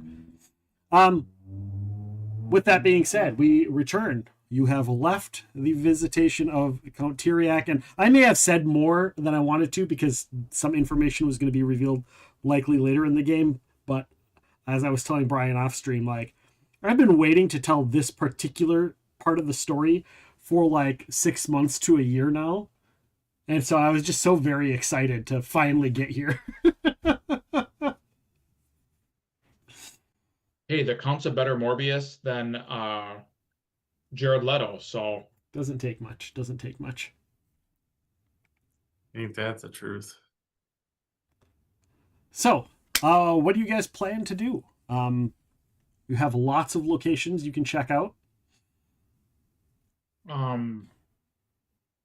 For the places that he said, like, do you want us to make like a knowledge local check just to kind of know where the basic things are and like what is the easiest, place to go? Or right. Yeah, so that's a good of the point. places he mentioned there is a place called the Curamax Curatives, which is way on the west hand side of the map. Let me get on the token thing so I can ping. I see it. So way over here is Curamax Curatives. Over here is the Flame That Binds and the Wheel Unbroken. Now there are other places, but those are the most likely of locations that you could probably get shit like that. Sure. And then didn't he say the White Lady might have Or no? Where is the White Lady? Oh. That is in Ankar T. Oh, the White Lady. Ankar T. What the hell is Ankar T? Bottoms, Cavalcade, Downmarket, Hillside, Hospice, Oriat, Terminal Promenade, The Warren. Did I completely not get Ankar T on here? On my list? There's probably an area. The Bottoms. Of course, the one location that is asked about is the one location I didn't bookmark. Downmarket, Highside Stacks. I don't know if you saw it, Brian. But I did put a green dot next to the Wheel Unbroken. Yep. The Flame That Binds and yep, the I see him. Curatives. Yeah, I kind of see him over here. Cool. Tar Heel Promenade. I probably just completely missed page it's on. Warren. Probably between these ones. Or not. What the fuck? So maybe I'm just missing a whole section. Oh, no, it is. It's the first page. White Lady. Oh no, the White Lady is a brothel. Oh, okay. But I figured Brian was here, so you know, between the Temple of Callistria and the White Lady, those might be might end up there. I think since we're at Canopy Tower, Quiramax Curatives is the closest one. Mm-hmm. So for me, that would make sense to be the one to visit first. Sure. Right.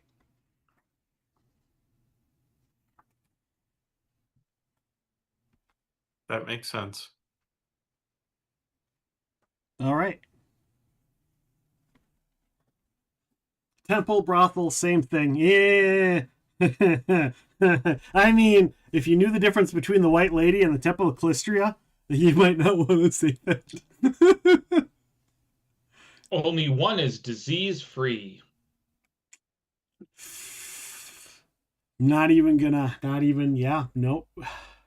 They are very different. Monkey Swag knows. He knows a lot about Kaer Maga. They are very different. This city is actually highlighted in one of the novels, by the way.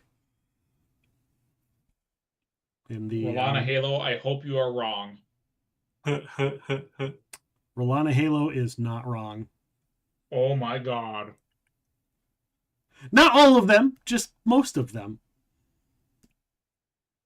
Jeez. That whole section of the city is all You know the Voltaire song is just playing in the background, right? Like I would totally yeah. That's their theme music. So you travel across town. You see all kinds of actually on your way, because you are where is the on your way, because you have to go over, because you're already on that side of the river, so you'd have to go up and over, so you'd be going by the Augur Temple. Now the origins, we've talked about the trolls that gut themselves open and do auguries. Yep. Right.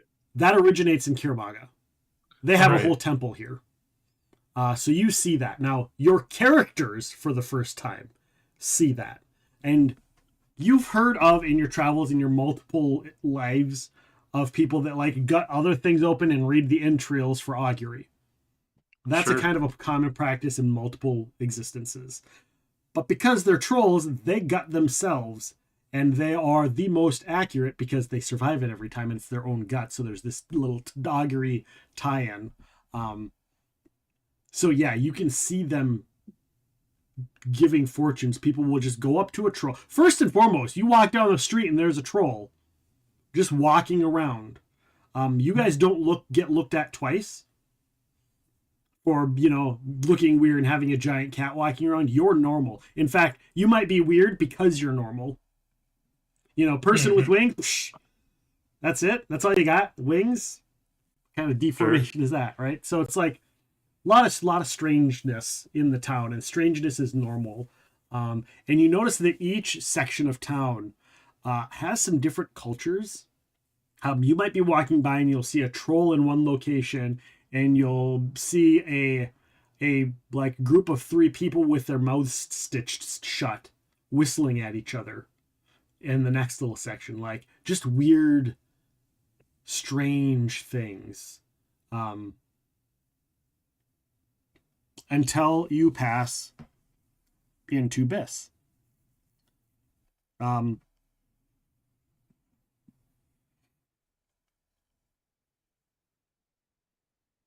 is a multi-floored set of structures.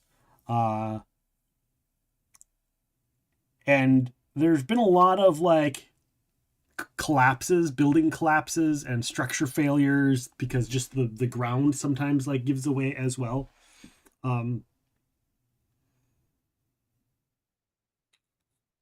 But sometimes they just like build onto collapsed structures, add on. So it's like a lot of ramshackle and rebuilt things and structural stuff and levels, multiple levels. You can actually see some of these things. Like here, like this line that's here, that's not necessarily a river. That's a different level. That's a level down from a collapsed part of the mountain that's shifted down. And those are stairways going down, up or down to a lot of those areas as well. So it's a lot of that you'll see. And you end up coming across a small little shop in the whole of this bad corner. But what is special about it is the view, because it is on the very edge of the mountain of the city. Now, to keep in mind how high up the city is, think the height of Mount Everest. You're at the peak. Like, it's literally cities upon cities upon cities. It is super high up. I like Mount Everest might be an exaggeration, but that's how high of a mountain it is. And it's not just a mountain, it's a sheer drop. And you are on the edge. There's a road, there's a little field of grass, and then there's the drop down to nothingness. I sort of feel like whenever people are in Kaer Maga, the Cantina band music is perpetually playing around them. Yeah. Yeah. And yeah, again, this section, the culture's different, the people are different. It's shifts, but there's a harmony between the districts and how they interact with each other. But yeah, there are so many strange people and cultures and religions, like just little pocket religions. So like you might have the Temple of Calistria, but they have like this weird, strange version of Calistrian rites that might be there. The Pharasmans, like they have a section that's just like some of like they have areas that are like ancient areas that they protect, and some of them are like we should open it up and reveal it, and another group of people is like no, we should worship it and never touch it, you know. So you get weird shit like that. And as you walk into this small shop, you realize it is a tiny it's not tiny, but tiny in comparison to the city, but it's a small little like alchemy shop with little curiosities,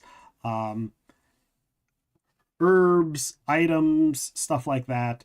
And it's kind of cluttered, kind of messy. And you see a little human come out dressed. He's, dressed in robes, but not like wizard robes, but more like, almost like temple monk robes, I guess.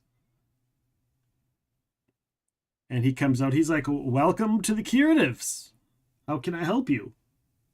And you see, there's a little bit of dust in some areas. Like he hasn't seen a lot of business lately, and he himself looks like he's eager for business. We are looking for an alchemical item. Ah, aren't we all? I've got all the alchemical items you could possibly need. What do you need? Some alchemist fires, some explosives. A solar feather. That's not normally an alchemical item. You mean like an angel feather?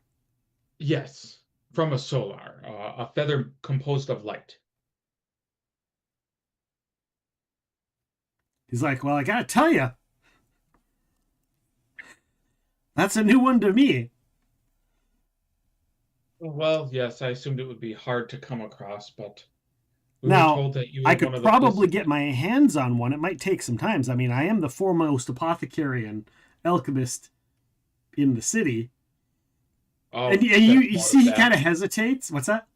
Is it all sense motive? You sense motive that. Go ahead.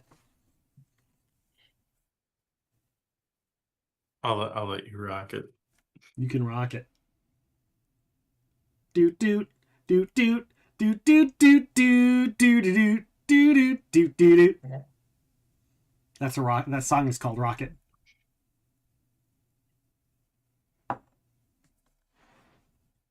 Wow. Nice roll. With a 43. Here's the thing. He was the foremost apothecary and alchemist in Kaer Maga for many years. He still calls himself that. And he's a little upset about it, but at the same time, he understands. He understands how business works. But luckily, Kaer Maga is a huge place. So, like, there's room for him in this town.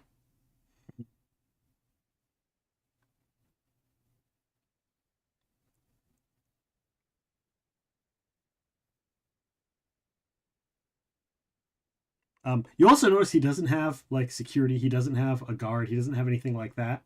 But with the sense motive of 43, you do know he is no slouch in a fight. In fact, he's not wearing alchemist robes. He's literally wearing monk robes. He literally has levels of monk, of like player class monk and alchemist. So, like, somebody tries to shoplift from him, he's going to whoop their ass. Yep. And if they get too far away, then he just throws a bomb at them. Damn. Yeah. Okay. Nice. Where or how long do you think it may take you to acquire a feather from a solar? Oh, I'd have to ask around, and I might even have to message outside of the city. It could take a couple weeks, maybe a month. Give or take. And it's probably going to be very expensive because they're expensive. Figured. I mean, I didn't even know they shed them, but where there's a creature, there's parts of them. From what I understand, creatures of a outsider variety tend to disappear if they get killed on this plane. So you'd have to go to that plane and kill them, or somehow keep them from disappearing after they're dead, right? Prep them, yeah.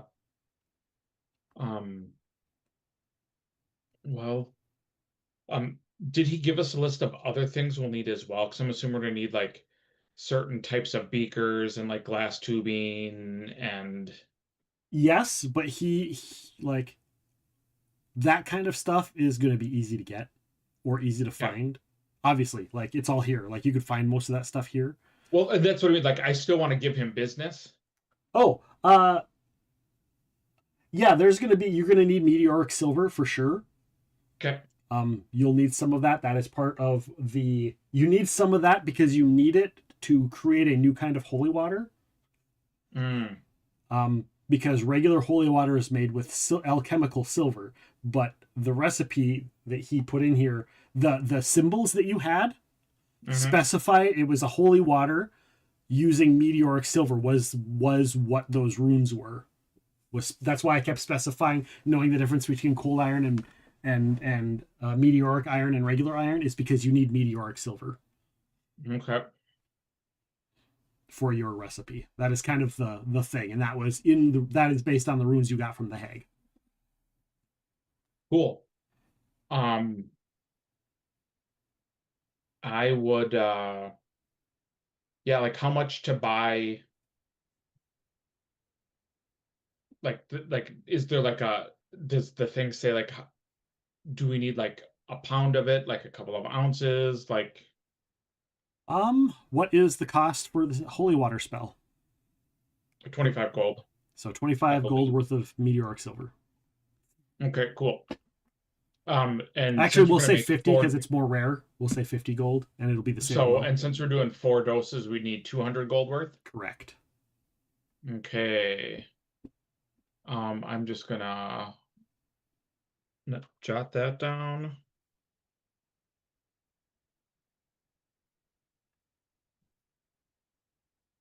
Okay. I will buy that from him. Okay. Like an alchemical lab's worth of like beakers and stuff. Okay. It would be the cost of an alchemical, like a quarter of an alchemy lab, because it's just the beakers. Cool. Yeah, and then I'll just put that stuff in my bag of holding for and now. He also doesn't have the some of the sky metal that you need as well. He doesn't have that, but he's like, I can get that tomorrow. Yeah, I'll just order that stuff through him then. Okay. Sounds good. How much in sky metal? 10 gold worth of the sky metal. Worth of abyssium. So 10 each, so 40 gold? Yes. Cool. Yeah, tell him that we'll be by in the next day or two for the abyssium then.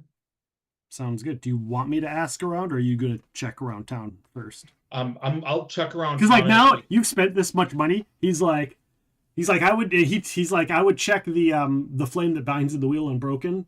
If any place has them, those places likely have them. And even if they don't have them, the wheel unbroken likely could get it to you within a day because they have things like teleport. As long as you're willing to pay for the teleport magic. Sure. Like you just spent like 300 gold here. He's perfectly fine with helping you find your way to opponents. Cool.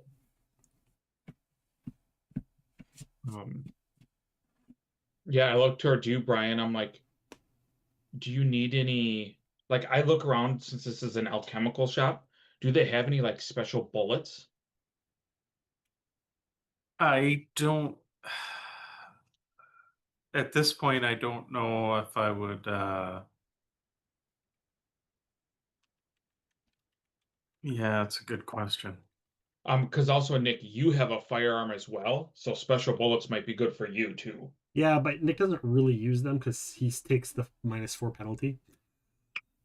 Oh, that's right, because you don't have the proficiency. Yeah, but Nick does say, hey, do we need that essence of night or whatever? Yeah. Oh, yeah, I guess ask him about an essence of night. He's like, oh, that's a tricky one. But yeah, it should have some. How much is that?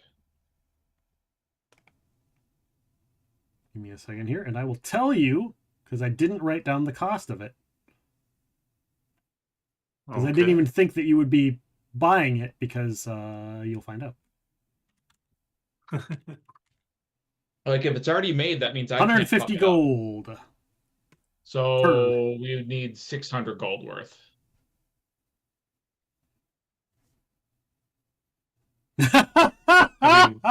Or Alana, go to the Temple of Calistria and ask how much it is for a night with the Solar Angel. Oh my god. Your peen would definitely burn the next morning, that's for sure. And angels are androgynous, so I mean the best they could do is never mind. Anyhow. Oh. We are going down a rabbit hole that Twitch may not like. Just saying. Monkey Swag, the answer is always more than you can afford. There you go. I mean, if they really want to, I mean, they do have 4 drops, not even doses, 4 drops of Sun Orchid Elixir. Enough to reverse a year of life each drop.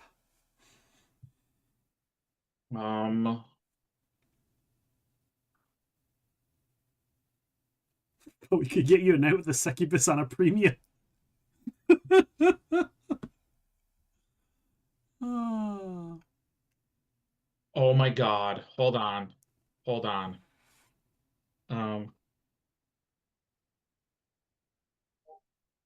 Brian, you have I have what? we have a scroll of planar ally. But it's only up to 12 hit die. Solars are higher than that. Solars are higher than that. They are indeed. Oh, solars are 23 hit die. Yeah. Yeah, a little bit harder to. Yeah. I was like, maybe we could summon a lesser one and say why we need it and beg him to talk to his older brother. Bring us one. Something tells me that it probably wouldn't fly with them. Yeah, I I'm don't guessing either. I think that would be an issue. At Okay, least well, that's yeah, my guess. I think we then head to the flame that binds simply because it's the closest one. Sounds like a plan. Give me a second. I got to remove a cat that is climbing into my computer. Sorry, bug. You gotta go.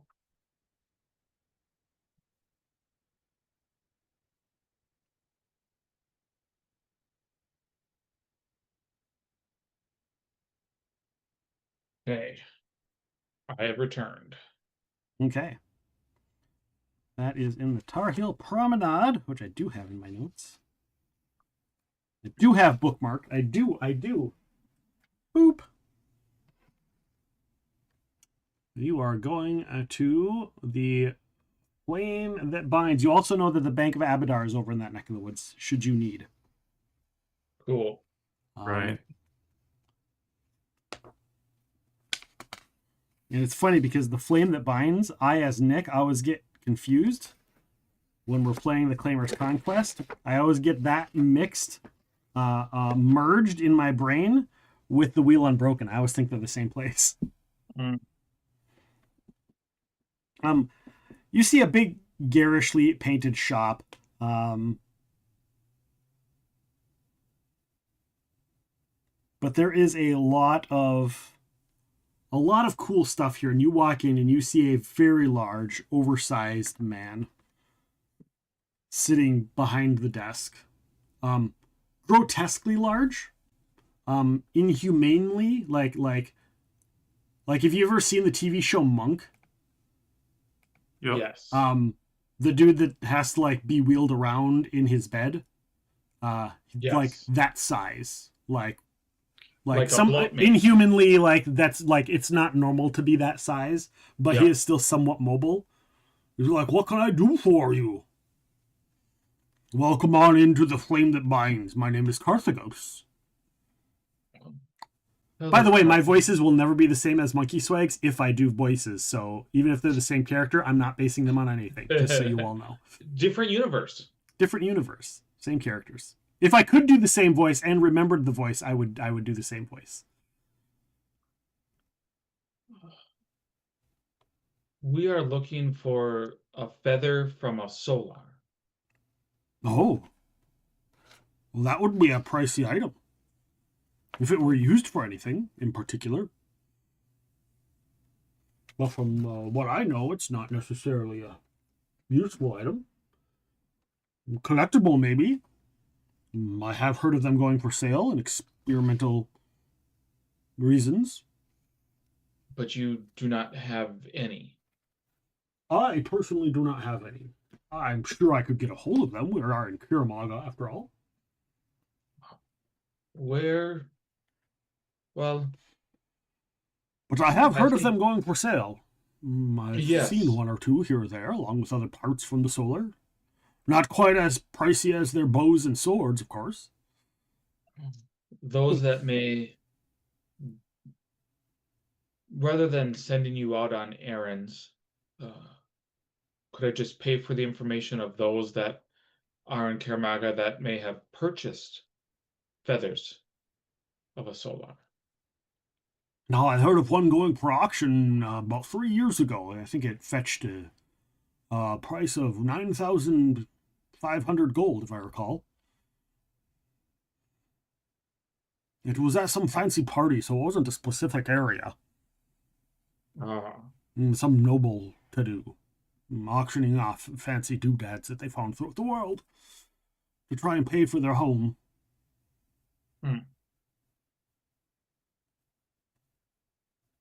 Okay, well, and I'm looking around, like what does his shop look like? What are the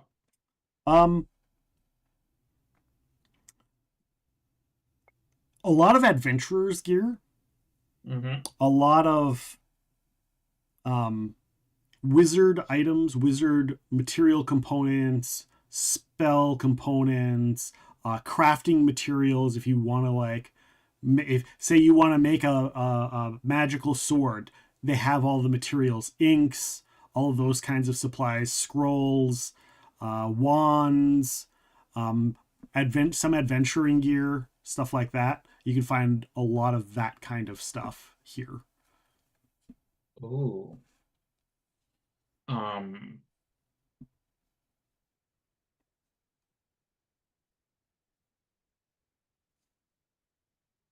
I would like to ask him if he has like any alchemical ways of like, or magical things for making light.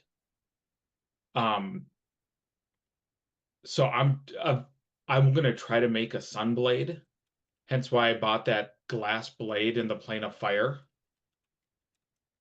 So like if he has things here for making, because like, whatever, like daylight creator has to be good, like just trying to figure out, like how I have to spend, 25,000 gold.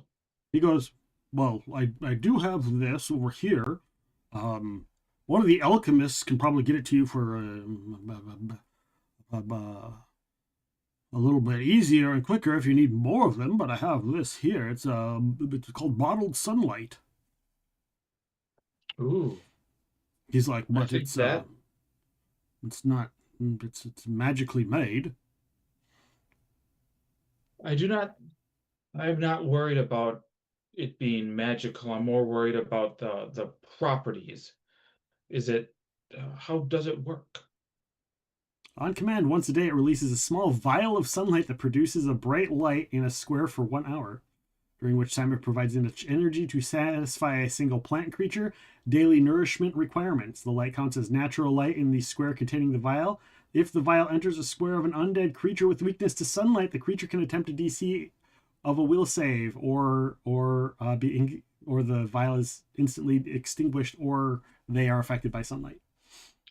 That sounds insanely probably perfect, because a sunblade can make natural sunlight once a day.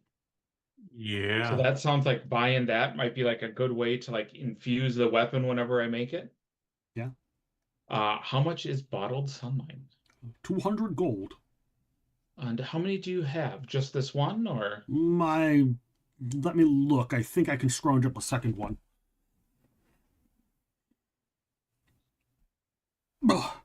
Thank you. And he kind of like glides over and reaches under a desk. He's like, oh. And then he casts a spell. Mm-hmm. And the door opens for him. And the vial comes out and floats up onto the desk and sets down. He's like, there it is. Perfect. I will take both of them. Thank you. Right. That'd be 400 gold, please. I pay him the 400 gold.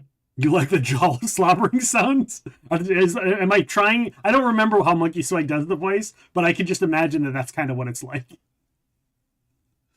Nice.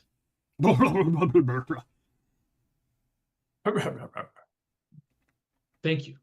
No, you're very much welcome. And yeah, I look at you two. Anything you need? No, because Nick's not focused on his own character right now. Maybe I'll retroactively be like, he bought some shit. Not at this point. I don't think so. Okay. Is there a scroll or a wand or a spell that can help your ranged items? Like it's for the bow, but I think it works for guns too, isn't it? The gravity bow specifically says it doesn't work on guns. Gotcha. Never mind. And I think it's because there's some guns that do like 2d8 a shit ton of damage. Yeah. And they didn't want to like jump that shit up to like 46 a shot. Yeah, makes sense. And the crit range and all that. Hello, Riley. Welcome on in. All right. So yeah, I guess we make it travel the however long that is to the Wheel Unbroken. You head to the Wheel Unbroken. The Wheel Unbroken is very much larger than any of the places you were at. And you go in, there's people in there shopping, buying. There's multiple people working the desks. People at the desk talking about things. You get the sense that there's more than just a shop at the Wheel Unbroken. There's more here than just that. What it is, you're not quite sure. But you do see workers, and you do see kind of a front desk area that has multiple people working on it.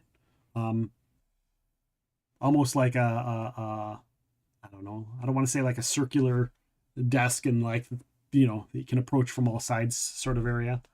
Mm-hmm. Say hi to Brian and Matt for me. They can read the chat, but Riley Live says hi to the two of you. Hello. Well, hello, Riley. Riley lives. And yeah, you see a younger lady standing there, very great posture, standing there, nice dress.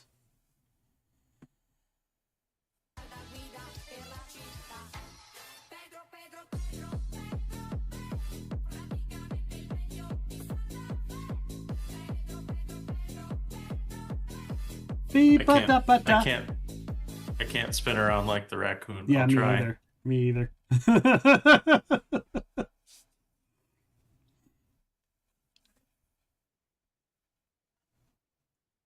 And she welcomes you in. Thank you. And does it look like she's just like a door person, or does she look like she's someone that could help? She's just a worker here that might be able to help point you in right directions or whatnot. Okay. We are looking for a hard to come by item, a feather from a solar.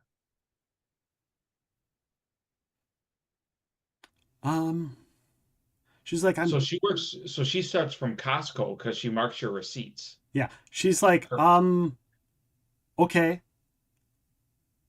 Let me get my boss. I don't. And she's like, just one moment, just wait here a moment. And she leaves. Definitely. And it's a little while that passes. And then after a little while, a gentleman comes up to you that looks like this.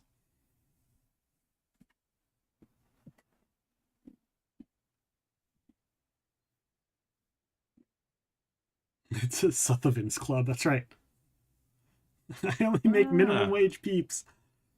So you see this gentleman come up. He's like, I hear you're looking for an expensive item. And he looks at you. He's like, my name is Sutherland Jives. I am the main proprietor of the Wheel Unbroken. Well, these are my compatriots. This is Nikki, Brian, and Nick just glares at you. And then he's just...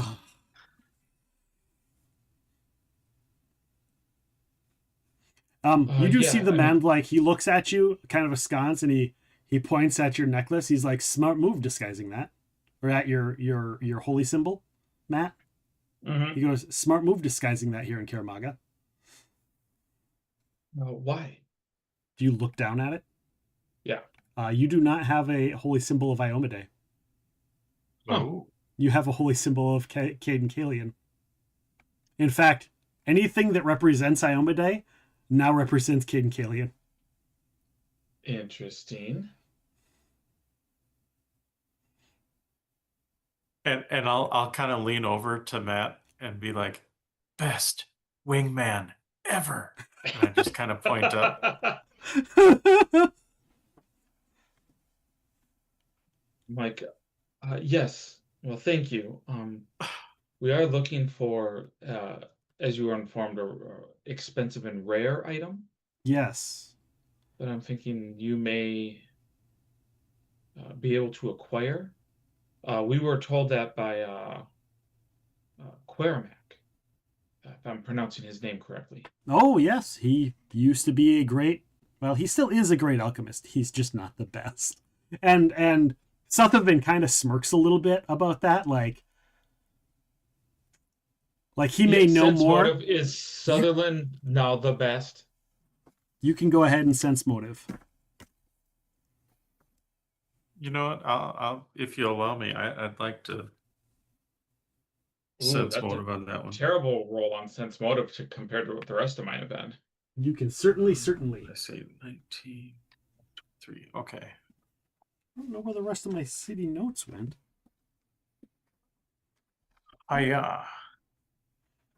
Nice, Brian. Nice. It's based off my performance, so Yeah. Helps make it a little. So Matt, you got a 29? Yes. With a 29, it's not Sutherland, but Sutherland knows who it is. And Sutherland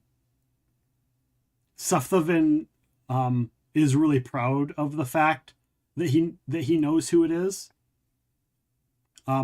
Brian, with a 39, you get that, but you also get the fact that he works, the alchemist that is the best actually works for Sutherland here in the building.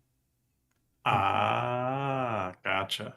And Sutherland brought in somebody to make sure that they had the best alchemist in Kaer Maga. Nice. Okay. With a 39, I'm going to say you also know that they may be the best alchemist in Varizia.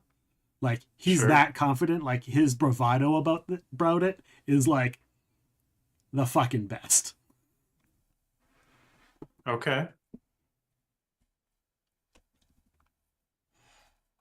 And you can share with that, should you like to or not, with Matt and Nick at some point. You know what? As we're talking, I'll try to maybe subtly use a little Pathfinder sign. Okay.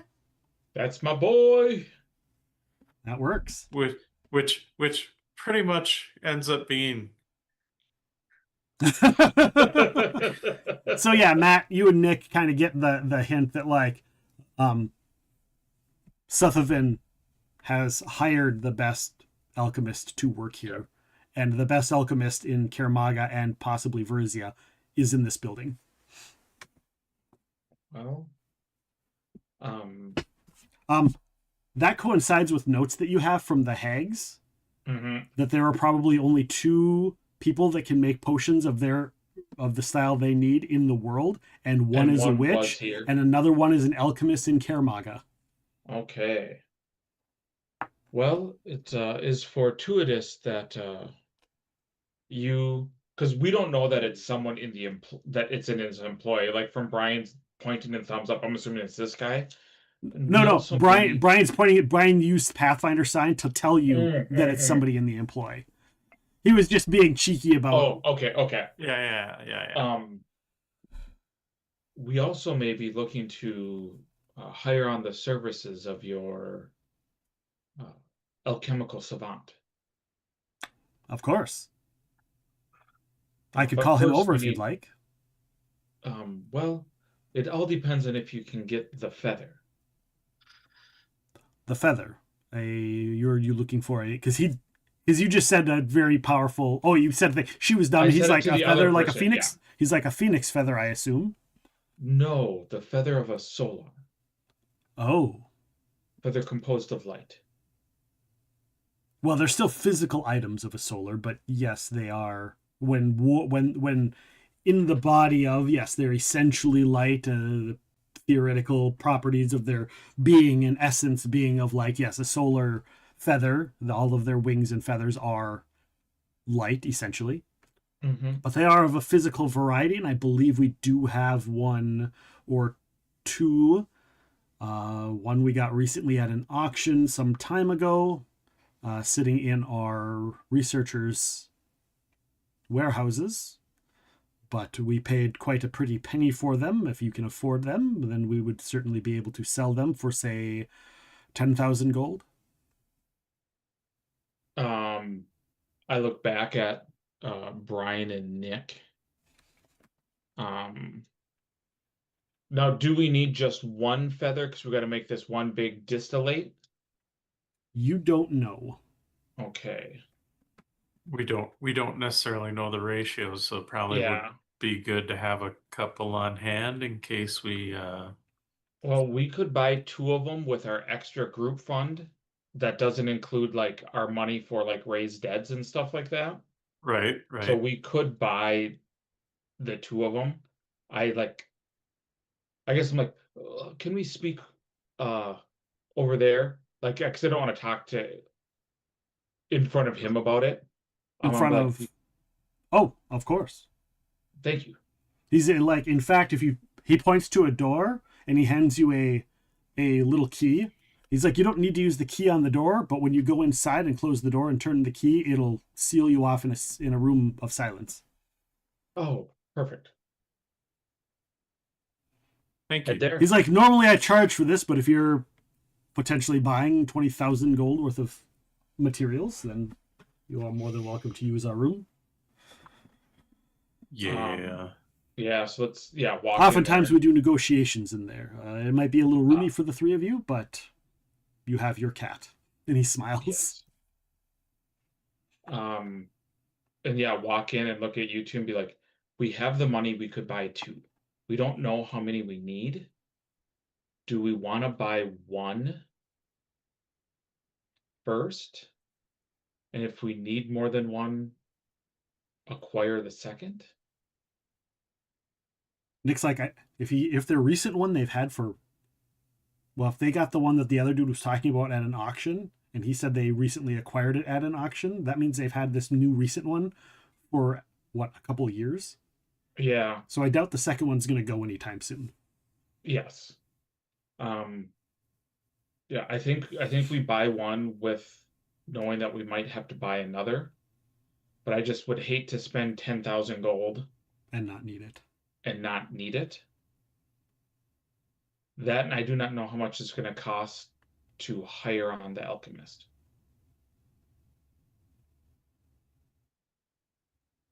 Agreed. This place seems to like. Do they also have like magic items and stuff like that here? Oh yeah, they have fucking almost everything you could. Anything that's of a certain gold piece variety, they just have. Like any mundane, like +1, +2 item, like weapons items, they pretty much have, except for like the headbands and belts. But like weapons and armor, like +1 weapon of this, +1 armor of this, they have. Most scrolls up to like 5th or 6th level, they have wands. They mostly have most of like the lower half level of wands. You could probably get almost any level 1 or 2 wand that exists out there. Just because like this is run by the Arcanist Circle. This is Kaer Maga's Toph, essentially. Yeah. Only he's not an evil ass hat. Do we want to see if they have Curse as your cure, Nick? The belt? Yeah. Or do we want to wait to see if we need to buy another feather?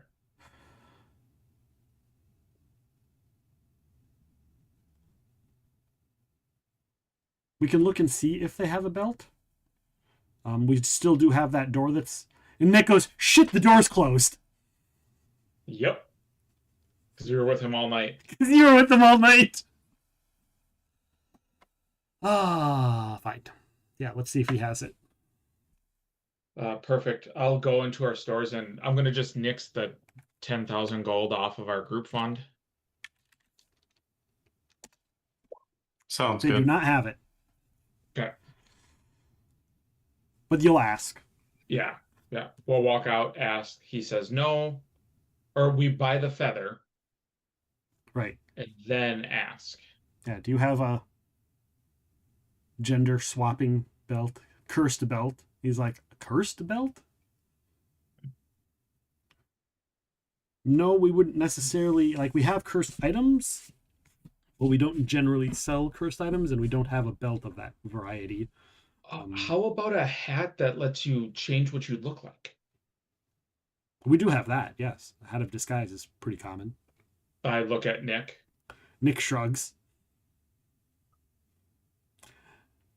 And Sethavan goes, oh, I understand. He goes, there is magics that can restore you. There is a spell.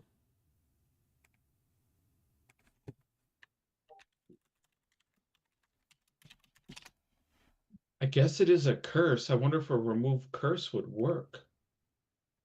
Not realizing that fame and fortune cards aren't.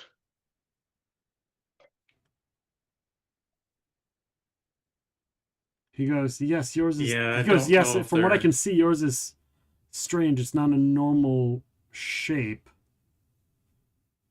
I don't. He's like, that again, I don't. I'd have to research whatever happened to you. That strange magic that you have on you.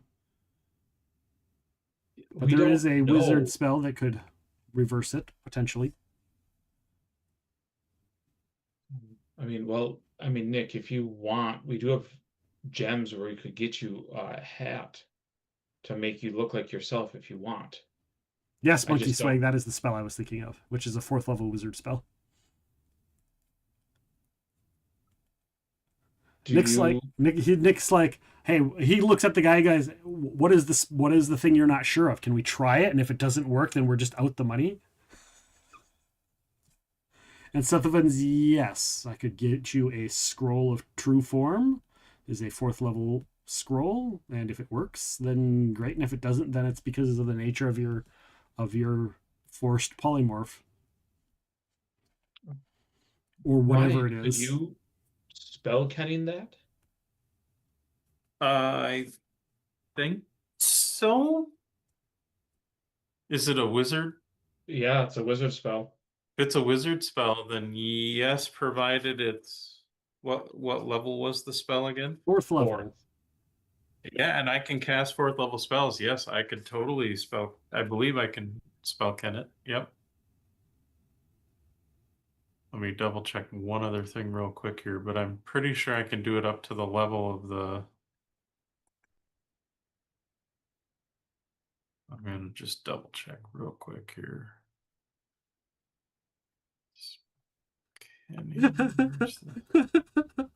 Like he's like, there might be someone who's willing to blow a 9th level slot for miracle on this. She's willing to do it for a prestidigitation. Just depends on where she is in this universe. No, spell kenning. Where'd it go? Rage. Lefty's partner in crime here. Running the Thieves Guild. Versatile. Okay. Well versed. Rage powers. Uncanny dodge. Spell kenning. There we go. Yeah, it just has to be it just has to be the same. I just have to normally be able to cast the spell, so like it has to be, yeah, like I couldn't do a 5th or 6th level spell. Yeah. But Okay. otherwise, yeah. I mean, however that works. Good to go. Since we were going to do business and he let us know the name of that spell, I'm going to give him one of our 100 gold piece random gems. Okay. Because you can just be like, I thank kinda you wanna for the grease information. wheels. Yeah. Yeah, because we wouldn't have thought about using true form. That sounds good. That's appreciated. It's like, I appreciate that. But you also just did spend 10,000 gold on a feather, so. Yeah, but they're two different transactions. They are two different transactions. And he appreciates that.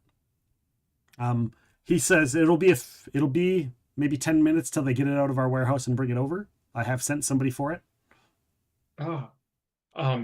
Should we go into the room so Brian can try the magic? And do you want to see? He's like, I am curious. That would be interesting. Okay. This way, I figure if something else happens and like Nick explodes, we have someone there to help.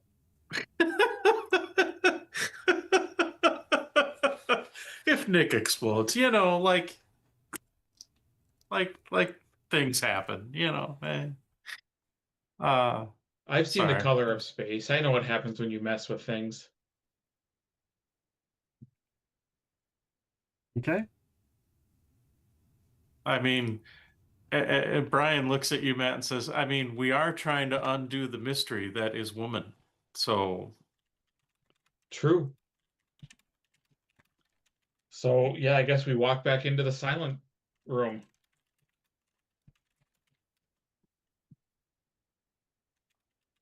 Let's do this. All right. Oh,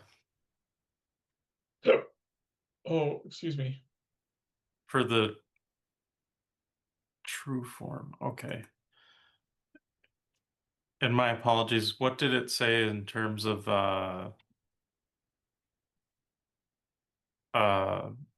sorry, brain farting. You'd have to tell, I have no idea what you're talking about. For the spell, were there any costly material components or anything for that? The one that there is not. There isn't, no. Okay. No material components. Then as a full round action, I cast the spell. All right. You need to make a caster level check.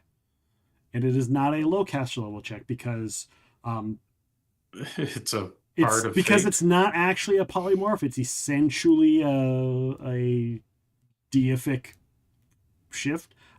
He sees it via true sight, via his glasses that give him true sight. He sees it as a polymorph would show you. Like he can see the actual body in the other one, but they're so close to being the same that he didn't catch it right away. All right. Well, I will start with my. And it is not an easy number. And it's just a caster level check, not with the ability. The chat modifier. wants someone to draw a fame and fortune card. But before he casts, Brian must draw a fame and fortune card. Damn. At least this is starting to happen in plain view of people who can see the magic go off.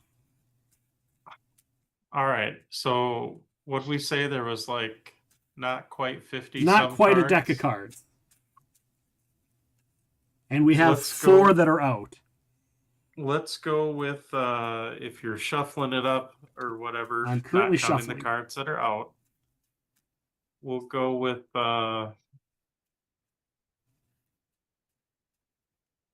actually. Do you have any redraws? I think we used them all last time. Not. I know I used them all. I think we okay. used them all up. Good to know. Card number 2, apparently. Card number 2. 1, 2.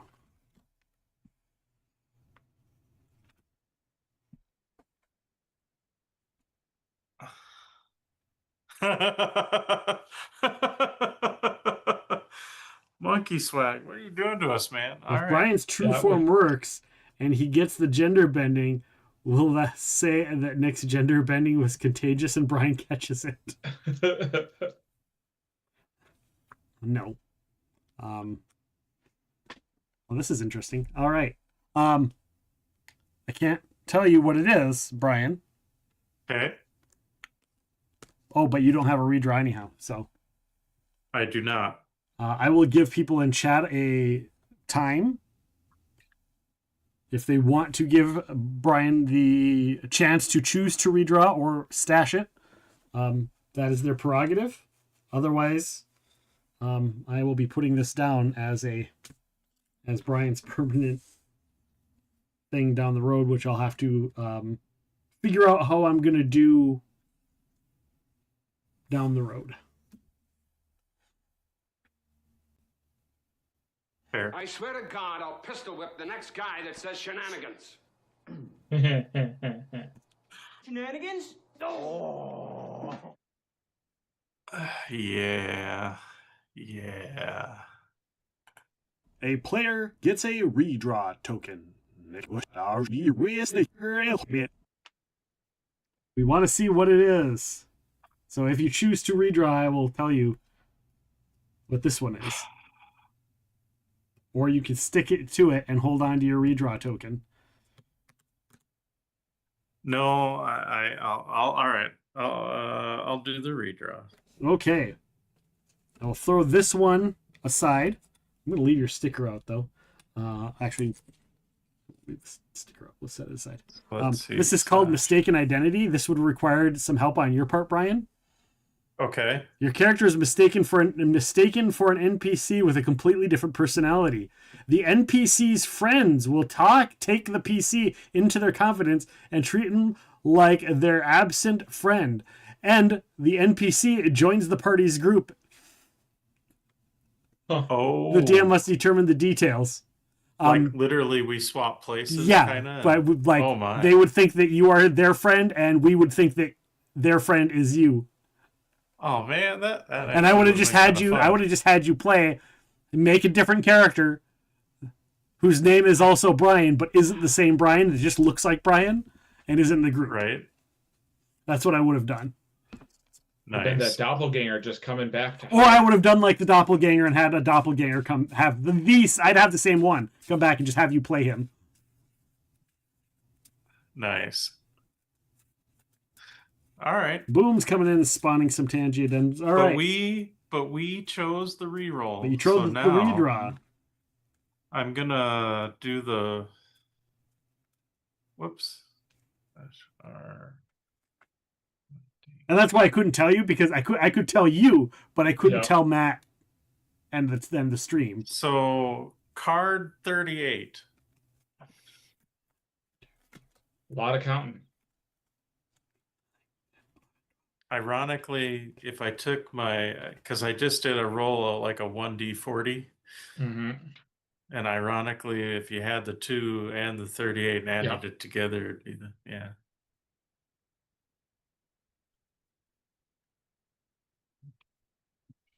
What can I say? Roll 20 is. All right. This one will happen. Well, I'll try and fit this. I'll try and fit this in the game somewhere. Okie dokie. I'll try and fit this in today. Or at least figure out how to fit it in. It works in. Oh, actually.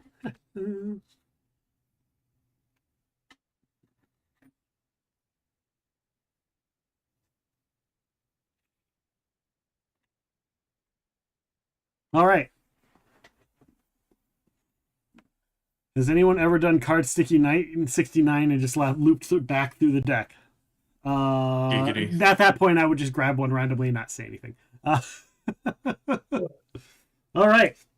You have your card. I'm going to put Mistaken Identity back in to the fold. Back into the Iridium fold. Since we're in Kaer Maga, I thought that would be a nice little... Iridium fold is a kind of a religious thought process in Kaer Maga.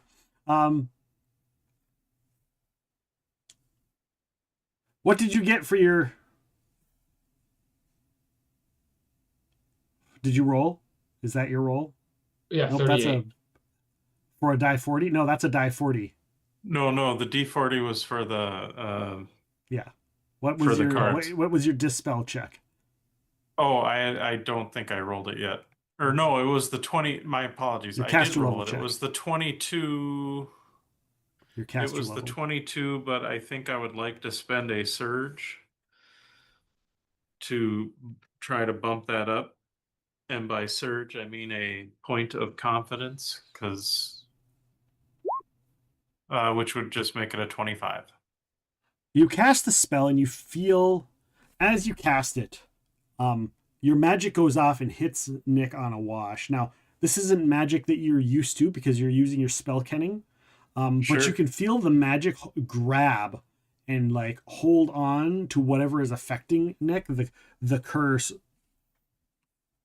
ish thing that it is. You can feel it grab a hold, like it, like potentially it could work. You can feel it bend and pull, on there, and then your spell just eventually just breaks and doesn't work. And it's more of like you're just not powerful enough. Like the spell probably could have worked. Either the spell wasn't powerful enough, or you just weren't skilled enough to overcome the magic that is holding him. Gotcha.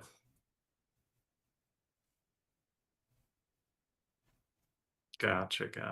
Because you're basically trying to overcome the magic of a pseudo deific being, like a CR25 outsider that can manipulate space and time. Okay. Well, sorry guys, I tried, but I think I need a bit more oomph. Gotta go to bed. Bye. I'll see you later, Riley. Thank you for popping in. Sutherland goes, indeed, it looks like it could have worked. Yeah, we could always try later. Yeah, you could try it every day. It doesn't take spell components, and however much you have spell ending. Yeah, provided it's not used up as a resource. But until then, would you like us to look for a hat for you, Nick? Nick's like, I think I can deal with it till Brian can get the hang of pulling it off. And we can always come back. It sounds like it's a fairly common item. True. Okay. Yeah, that's fair. Besides, as irritating as it is, I don't mind looking in the mirror every now and then. That makes sense. I mean, There's always that. Nick's like, I always made that joke. If I had boobs, I'd never leave the house. Thank God we're adventuring. Force you out of your bunk. I'll be in my bunk.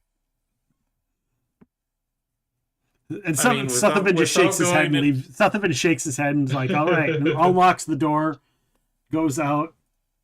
Yeah, follow him, wait for the feather. Okay. Yeah. He's like, you said you wanted to hire the alchemist? Yes. Do you need me to go get him? You heard Rachel groan in the other room. Sure, it'd be good to meet him. I will go and get him. You see him walk off.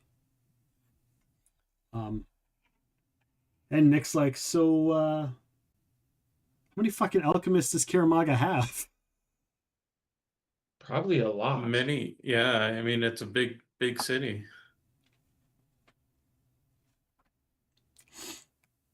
And you see walk up a not so short, pseudo-rotund gentleman that looks like this. That guy looks familiar. He's like, hello, I hear you need some help with something. What? My name is Dalibor. How can I help you? We are looking to create a essence of light based on an essence of darkness, utilizing a feather from a solar. Oh. Do you...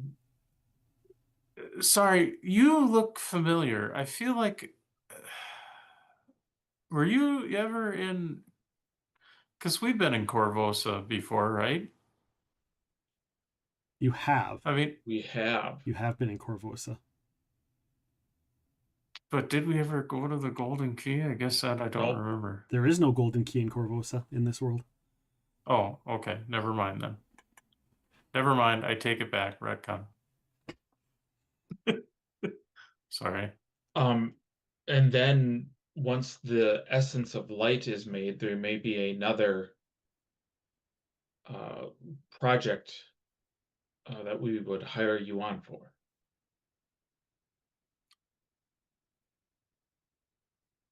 Well, essence of night does take some alchemical processes, but distilling a solar feather into an essence of daylight, oh, that sounds... I can see the practical uses of that, and I can see how it would be useful. As an alchemical item, distilling it would take a certain chemical breakdown due to the outsider properties of the nature. I believe that could be done. Good. Good. Depending on the size of the solar feather, the solar feather depends on how many doses you could probably get out of it. Distillation takes something large and breaks it down depending on the other utilizations of the items. I mean, I've been known to make a drink or two out of the demon's blood, even so.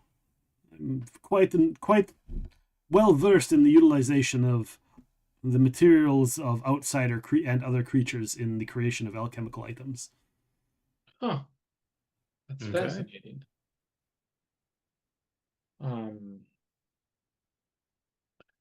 want to sense motive of this gentleman to see if he's kind of like on the same mindset of the Count, as in like alchemy is like that pursuit of knowledge, or like that pursuit of like alchemical. Yeah, you could go ahead and good call. roll. Oh, 41. 41. He's a merchant at heart, but he just loves alchemy, and you get the gist that it's kind of just what he's always done, and he's kind of just a master at it. Like, he just knows it. It's just something he's always been good at. It's not a passion outside of it. Like, he doesn't have like an obsession with it. Okay. Okay. He's very much more the like, he loves it because that's just what he does that's his career. But you can tell also that like he does have adventurer in him. He does do adventure type things. You also notate that he is a worshiper of Abadar. And he does have like a lot of alchemical stuff on him. Okay. Well, and he seems super friendly. He's got a very warm smile. I will pull out like the essence of darkness that we have from the studies, and I'll pull out like our notes and everything. It is assumed that we will need to use the essence of darkness. Which notes do you pull out and show him? The ones that we have from the Count, because those have like those have the formula. So are you pulling out the full thing, or just the part as it relates to the essence of night? Just the part for the essence of night. Okay, because that is crucial in this. Yeah. In what you show him. He's like, oh, I know how to make essence of night. And these are some interesting notes. But yes, this is the processes for essence of night. I've made essence of night plenty of times. Okay. It would be a bit of a different processes, but I get the gist of being able to distill. You're looking for distillation of the light itself, is what I'm understanding. Yes. Into a bottled form, just like a distillation of the night. Are you using it for direct usage or future alchemical uses? Future alchemical usage. Because that will depend on what kind of vial you'd like to store it in afterwards, and the types of uses for it. Because some alchemical items have an expiration, and much like the essence of night, I would assume the essence of day would likely seem to have expiration processes by the way that light travels. Yeah, hopefully the feather allows to store it in a more solid, consistent form over course of time instead of disappearing like light. That is good to know. Yes, hopefully we'd be able to use it fairly quickly in the next procedure. How long do you think it would take you to create these tinctures or these distillations?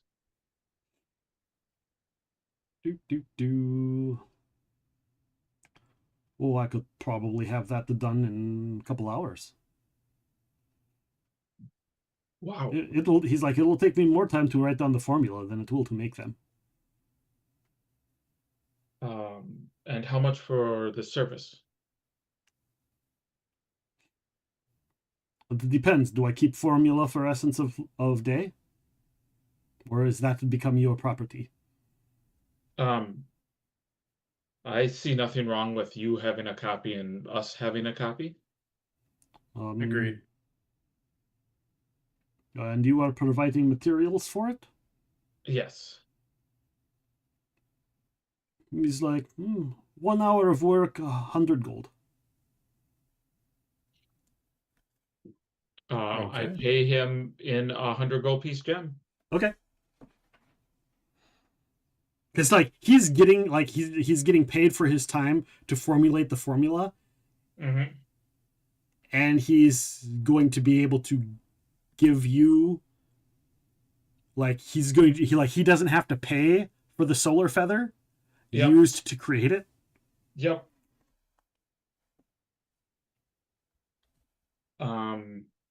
And I guess that gives us enough time to go talk to the Count. He's like, and he goes, how many vials are you hoping to get out of the one feather? And he looks at it. 4, if it is possible. You can go ahead and roll a sense motive. Okay. 42. I'm gonna say even or odd. Okay. Well, you answered very quickly before I had you roll a sense motive, so I'm gonna say you did that same thing. Like you answered before you thought about how he said it. Mm-hmm. So he asks that because clearly, like, he is so good, he can make more in the outcome than a normal alchemist. I.e., if he were to make 1 or 2 vials that one alchemist would do, he could probably make more out of the same amount of materials because he's that good. And so, like, he's a merchant. Yep. And he's looking on how, like, the reason he was, like, talking to you, that was him kind of negotiating that, like, yep, this way you'll get your 4. He'll still have a couple he'll be able to sell for himself as well. And when you add in the cost of the solar feather to the cost of creating the item, that's going to be a highly sought after alchemy item, even if for no other reason than just for research alone. Yeah. I mean, the big thing, we only have 4 drops of the orchid elixir. Yeah. That's so you only need 4. More than 4 does us no good. Yeah. So, however, knowing that if we have to bring him in for the other part, that will be a negotiating thing of being like, well, we let you have all those extras without worrying about it. Like, yeah, he could probably make more than what is normal based on materials had. Okay. So, however, I do also want to pinpoint that the research you have is for a sun orchid elixir, not a drop of a sun orchid elixir. Yeah. And you have 4 drops of a full vial. Yeah. So there is that. Yeah. We're just hoping that we can make 4. But if he's good, hopefully we can. You wouldn't be able to make 1 unless you had a full vial.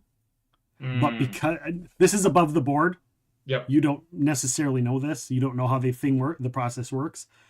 Because you have 4 drops, there is just enough for Dalibor to make 4. Cool. Because he can make more out of less. Yeah. So like it will be a struggle for him to make 4 depending on his check. Cool.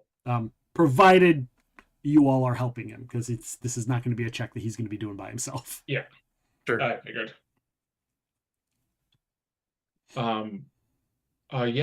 We will meet. I mean, do you have time to work on it today, or should we come back tomorrow? Well, my hour has been paid for. I will get on it right away. Unless you have other work you need done for me, or other work you have in the shop, I can call Sutherland back over. No, we must go speak with one of our other associates to see how we want to progress after. So I think let's come back to you when we want you to start. AKA, I don't know if whatever we do next needs to have the fresh stuff. Oh, so like you don't want him to make the essence of night yet, or essence of day yet?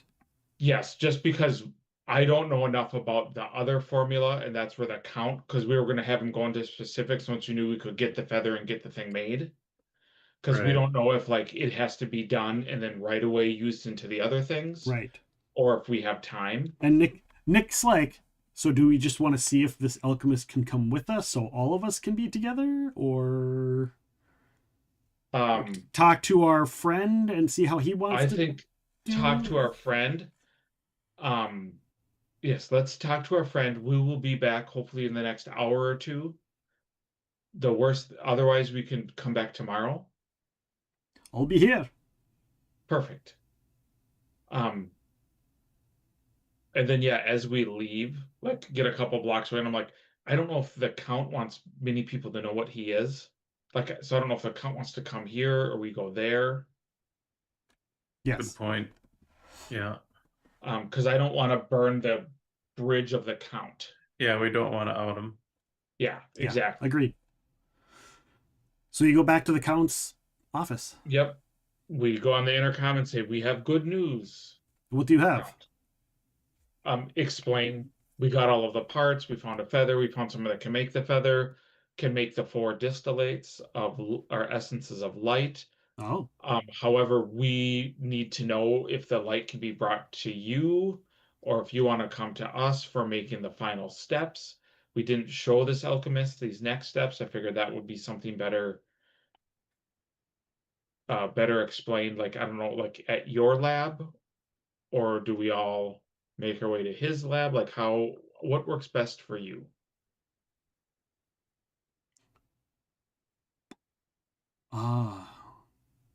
I will try and rent a meeting room within this building, and perhaps we can utilize that and you can bring him there, and I will use magic too. And I will use my ways to keep myself. I'm fairly good at making sure people don't know what I am. Perfect. But we will need, if he is an alchemist, we will need his essence, if you will, to finalize this. Can we trust him with notes and formulas? I think from the notes we found of from the witches, that he is the only one that might be capable of making this here. Like, I think we're going to have to trust him if we want this to succeed. Yeah. Very well. I will rent a room, and we will meet with him and discuss. Today, tomorrow? I don't know how long it will take you to rent a room. I don't know either. Come back later this evening. I will hopefully have it this evening, we'll say 8-ish. That works. We'll just assume that I have the room. If not, I will send somebody to tell you that I don't have the room. We will be at the Wheel Unbroken. What is his going rate? What are we going to? 100 gold pieces a hour. And you know, plus any materials that it's going to cost. Yeah, plus materials. And if they're, like I told him, we were expecting 4 doses of Essence of Light. If he makes more than that, he'll probably want to keep them. It may be true for the other thing. He's like, as long as I have 2, the rest is up to you. That's all that matters. Yes. I will pay for his fees. Perfect. Well, let us, we'll reconvene at 8. And then, yeah, we go back. Okay. You said it's like late afternoonish. Like, how many hours do we have to kind of kill? Like 4 or 5 hours you can kill in Kaer Maga. I'm assuming you'd have gotten some food and stuff as well. Brian. Yeah. I think if we're in a place with alchemy, maybe we should try to see if the alchemist can make you some like ice bullets or like electrical bullets, things other than fire. Sure. Because while you have to load them, giving you some extra energy types might be a good trick to have up your sleeve, because you're known for firing these fire bullets. Good point.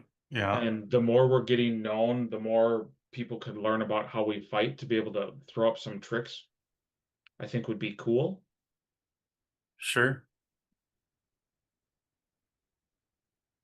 Yeah, there's pretty much nothing alchemically that he can't create. His stats are pretty much the same, except for he has no levels of paladin. All right, Midwest Mini Guy coming in with a party of 2. Welcome on in, Midwest Mini Guy.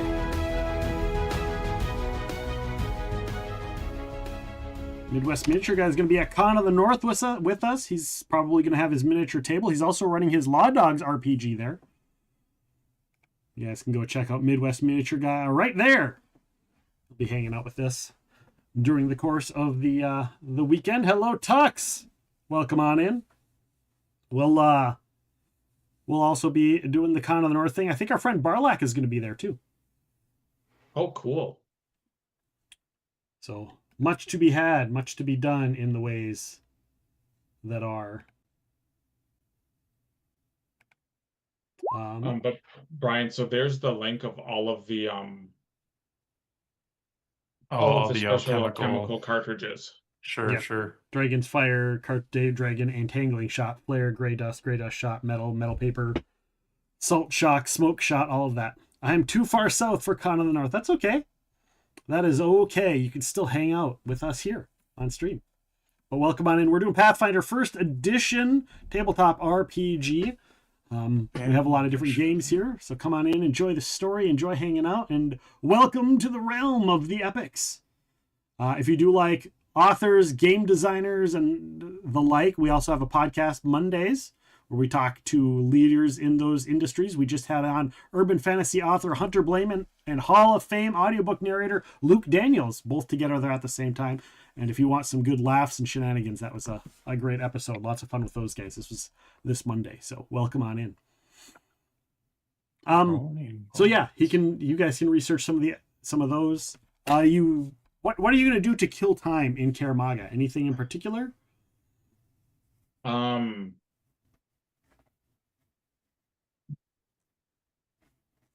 Just looking at the names of places that we have to kind of like walk by to get here. Okay. What is like the Flickering Tower and the Price of Freedom? So the Flickering Tower is a mistake that I made. So that wasn't supposed to be on there. I thought the Flickering Tower was the Thoracic Spire, and I put the wrong name down. However, okay. I did put it on there. It's a person's personal home. Okay, so it's someone's residence. Yeah, it's a residence. Okay. It's a let's see, the Flickering Tower is in the High Side Stacks, and I'm going to double check.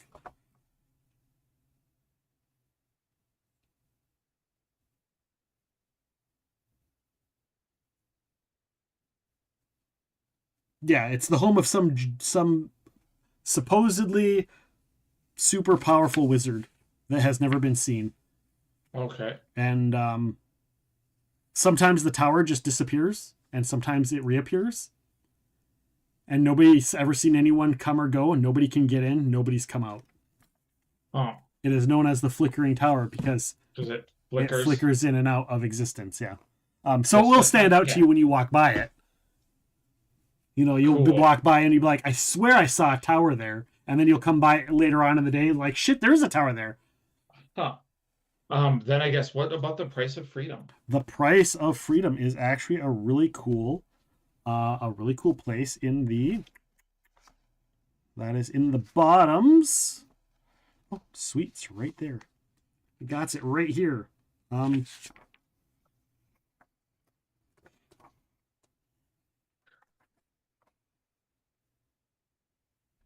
So you find a fighting academy. It's a military fighting academy in the bottoms, filled with, well, it really reminds you of the Heartland Warriors. It is a bunch of former Crusaders who have built a fighting academy to teach people the fighting arts. In fact, you realize a lot of them here, they actually look fondly upon you and Brian for your religious choices. Oh. The majority of the people in the Price of Freedom are Caden Kalian worshippers, just like the two of you. Interesting. In fact, this is the only district in town that doesn't allow slavery. Well, that makes sense. And this is their fighting academy, the Price of Freedom.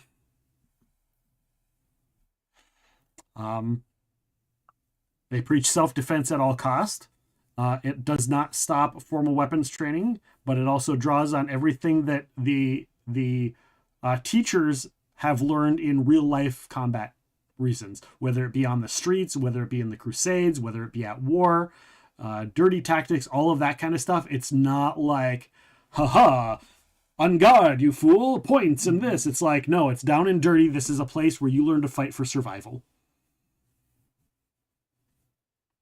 Cool. Headed by a man named Black Marin.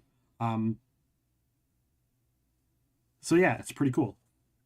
He is actually former Chelish military. Who left the Chelish army because he didn't believe in slavery. I think, yeah, just kind of after like seeing that place and then making our way to the Wheel Unbroken, getting food, like probably just like relax for a couple of hours. Okay. Before knowing that we're gonna have to work. Yeah. Sounds good. Brian, anything you would like to try and look to do? Well, admittedly, I don't have a ton of money per se, unless I dip into some of the group funds, but I did buy, as far as like some of the alchemical stuff, I was looking at undead ladies.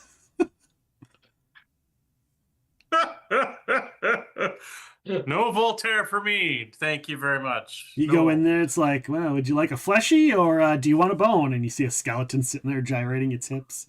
No necrophilia for me. I draw a line. They're not dead. They're undead. There's a difference. Nope. No.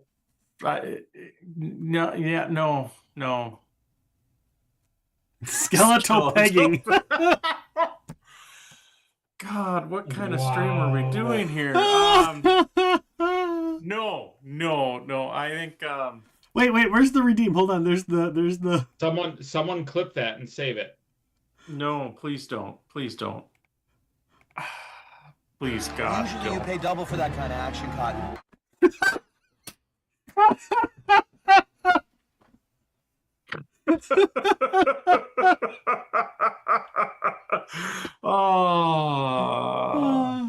Well, I hope you all enjoy the comfort of the handbasket as we all go to hell. So, no, I honestly, I don't like, as far as like buying stuff, honestly, I don't have a whole lot of money to buy stuff, although I did buy a couple of those entangling shots because those could be fun. And they were relatively cheap. But I think in general, just kind of taking in, because this is the first time we've been to Kaer Maga, I think. Yeah. Mm-hmm. You want to know what it says in the White Lady in the description? Yes. Please. The brothel specializes in those with risque desires not even a hospice can fulfill, most notably involving its cadre of undead courtesans. This is my favorite part. For an extra fee, Madame Crow will even remove her controlling amulets, allowing her patrons the dangerous thrill of restraining their enraged predatory conquest by force. Well, F that noise. Like, mid-sex, she releases the zombie to want to eat you in the middle of it. And you have to fight them off while doing the zombie. Wow.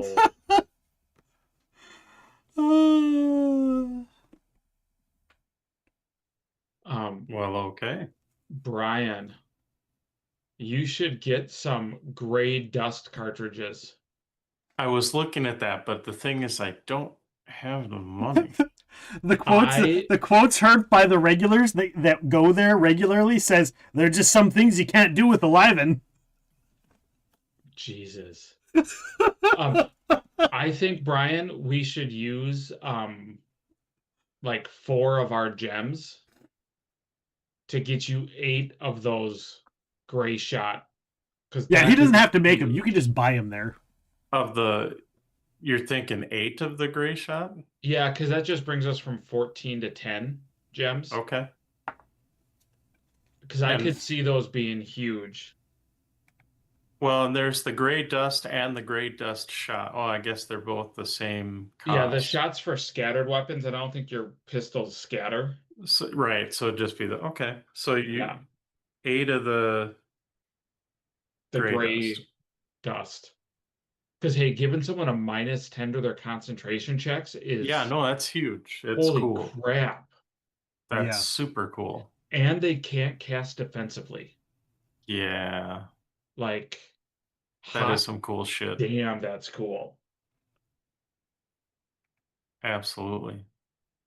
Okay, so if we're willing to tap into the group fund a little bit, then that'll work out great. Yeah, I think since we can get them here, because I don't have amateur gunslinger, so I can't make bullets. Sure. There you go. Cool. Yeah, I think so. Then, we talk with our alchemist and say, we have a patron as well, willing to pay you for your time. They are renting a alchemical lab space in Canopy Tower. And they would like the stuff to be created there, as well as we can talk over the next steps, because I think they want to hire you for an extra creation. How much time do you think we are looking at? Or do you not yet know? We don't yet know. I think it depends on how good you are at your skill. Ha. Well, that sounds like a challenge. Let me tell Sathavin, and we'll check in with him and see what my schedule can look like. What time are we looking at? 8 p.m. this evening. Oh, well then that will be on my own time, so no worries. Perfect. And then I think just wait for 8 p.m. and we all make our way to Canopy Tower. Sounds good. You hear nothing from Count Ristomaur, so you assume he got the room. Cool. You approach and you see Dalibor is already there. Looks like he's been waiting a little while for you guys, but it's just because he's punctual and got there early. Mm-hmm. And you see that he's got like a bag and he's got some other items on him. It looks like he's got his adventure gear with him as well. Usually he paid double for the great monkey swag clip that. Yes. Yeah.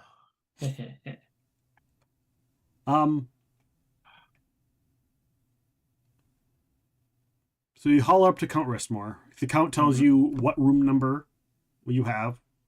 And he actually doesn't answer. The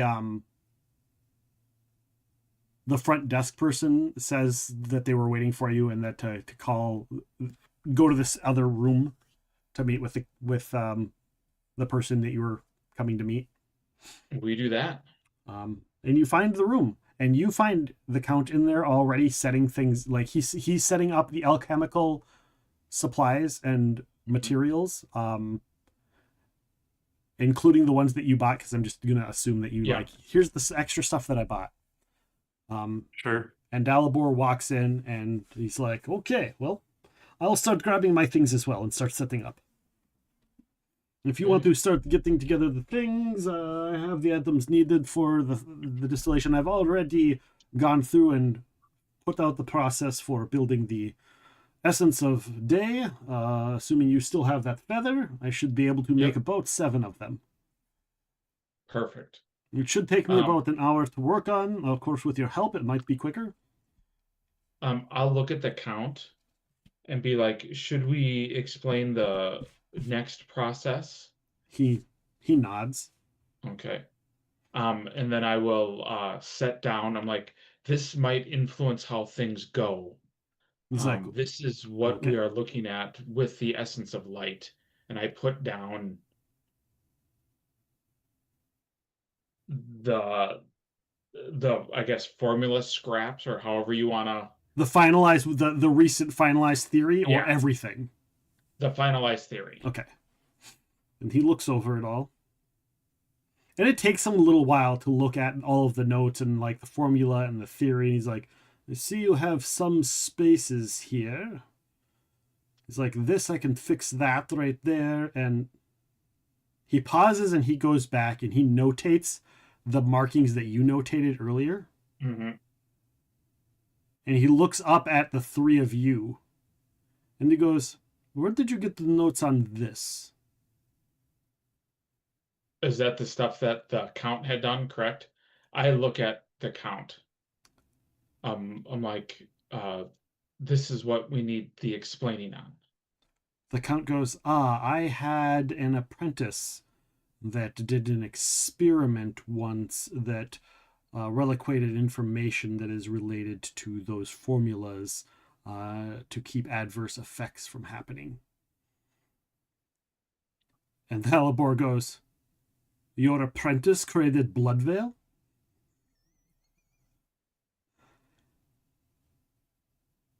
He's like, you know how many people? My father died to Bloodveil. The heroes of Korvosa brought me and other alchemists together to save the city from Bloodveil, and your apprentice is the one that did it? Or your associate is the one who did it? And you see Dalibor getting very angry. Be like, these are... The city of Korvosa was almost entirely wiped out because of this. And this is a former apprentice, someone that is not here. Someone whose work could be used to cure the vampiric plague. Roll a diplomacy. Cool. Nick, when you say that, Nick goes, I don't know exactly what Bloodveil is, and your father, I'm sorry for your loss. However, this can do a lot of good for a lot of people in the world. Ustalav is plagued. The Pharasmans alone, if they know this, will... People around the world, all of the people that have died in the history of everything to vampires and the vampiric nature of things, this could be the answer. Nick's aiding another. Cool.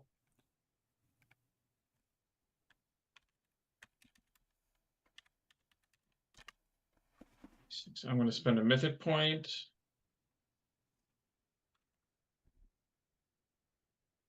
A 30. Nick does aid,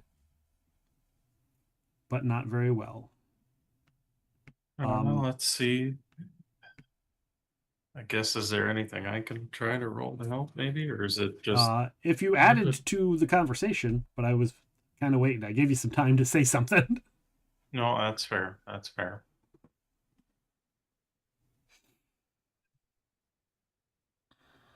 So 32.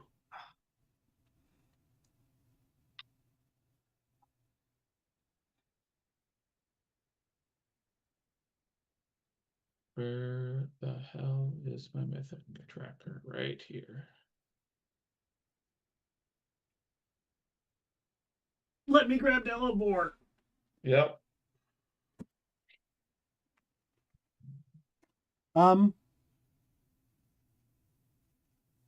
Because this is a little bit different Dalibor than is in Curse of the Crimson Throne, Claimer's Conquest. As you notated, this Dalibor lost his dad to the Bloodveil.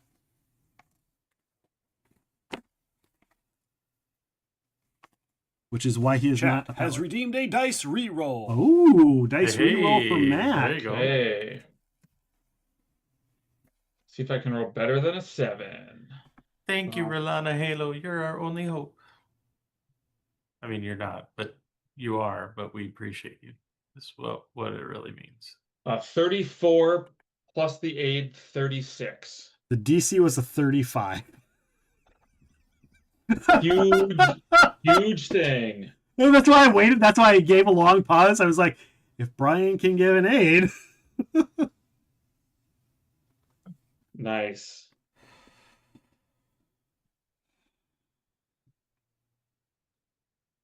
Well, I wanted to see this fight. The fight would have ended. Yeah, that's fair. That's fair. I don't know how that fight would have ended. Count Ristomaur is way more powerful than Dalibor, and it would depend really on where the three people, where the old school three stand in the fight. Mm-hmm. Yeah. I'm just glad friendship prevailed. There you go. Count Ristomaur says, "I am truly sorry for your loss. My former employee was not a good person, or my former employee was not a good person."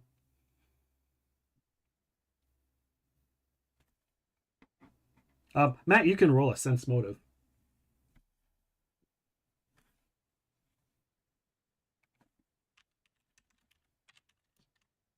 $35. Well, Matt and Brian, anybody who wants to can roll a sense motive. Yeah.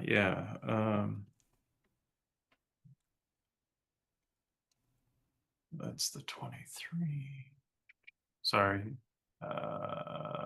And huzzah. Boom. Nice. I mean, it's based off my performance. That does help. So the condolences are real. Okay. Like, he is completely honest about that. His former employee was a bad person. Still is a bad person. Sure. And isn't his former employee. Still is his employee. Mm. Ah. Gotcha.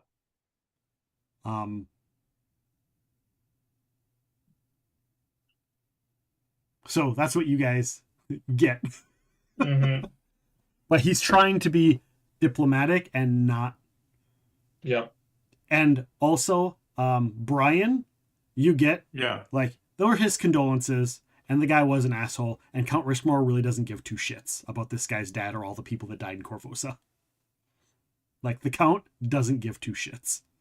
Because much like his hometown, much like his own life, this is this is worth more. Like, in order to get a cure for vampirism, he would easily murder an entire town to get a cure for vampirism. Sure. Whether that makes him evil or not, I mean, yeah, he is a vampire. He hasn't murdered an entire town to do it yet. That you know of.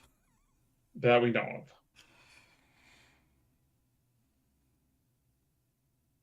Look,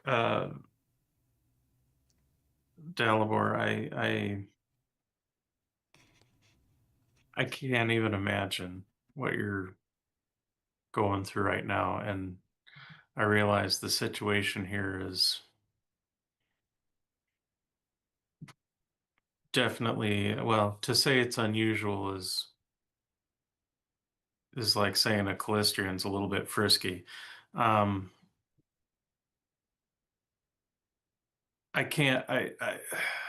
don't think there's anything I could say to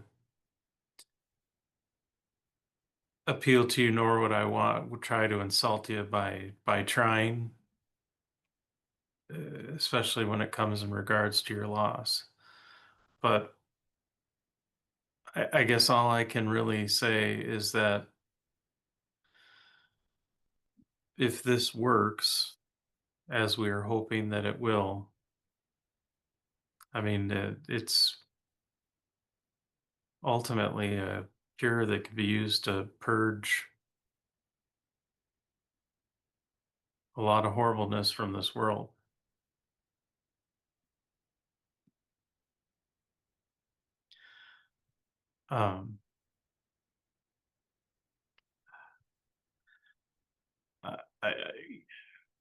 I mean, I don't want to insult you by trying to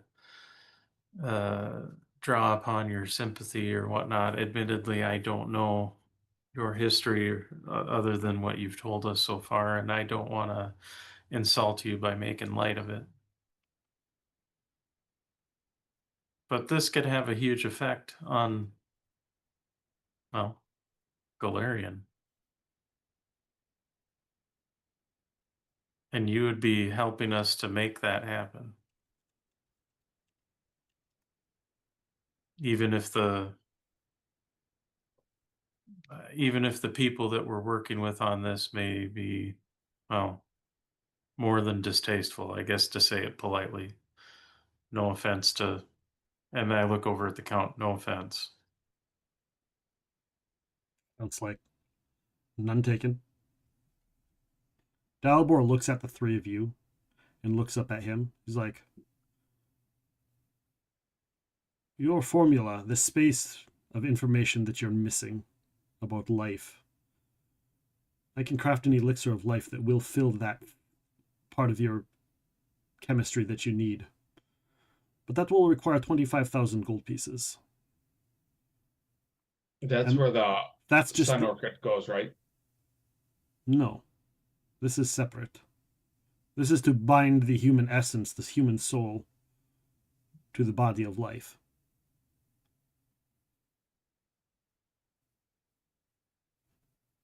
Now, that's not a cost to me. That is a cost to create the elixir itself.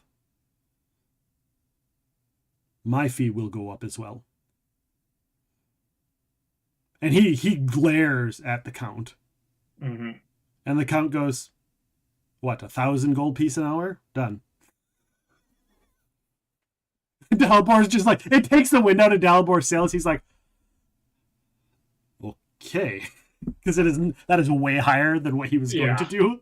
Yeah. He's just like, I guess when your superpower is old age and money. Yeah.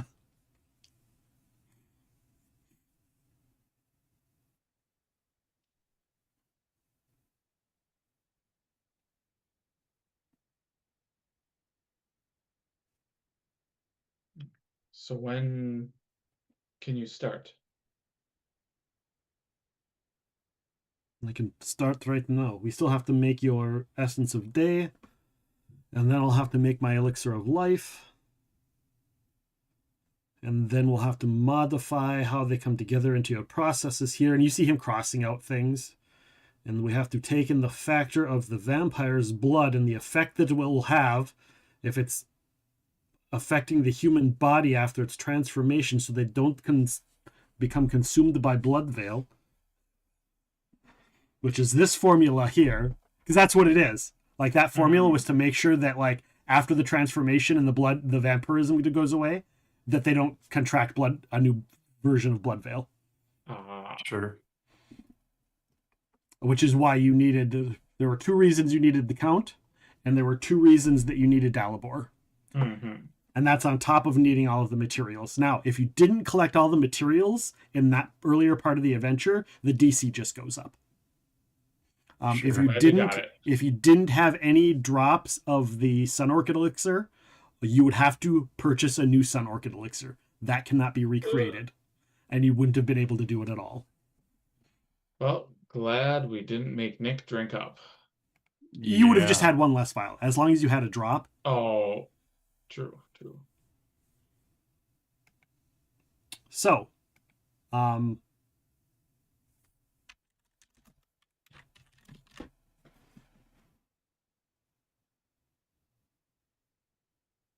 is the wrong character. There we go. I was like, what the hell?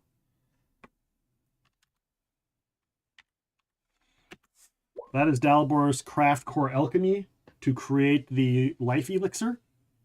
Okay. Wow. He makes 7 of them. Of not the life elixir, the essence of light. So he keeps 3 because we only need 4. He keeps 3.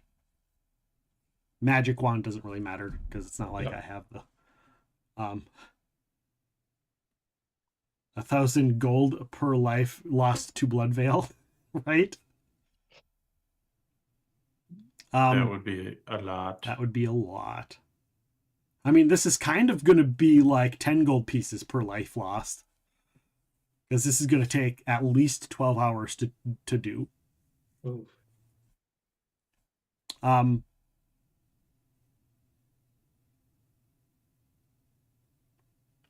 The next step is him making the life elixir. It's just an alchemical process. There's no roll for it. If you have the money, he's like, Do we have 25,000 gold pieces of diamonds?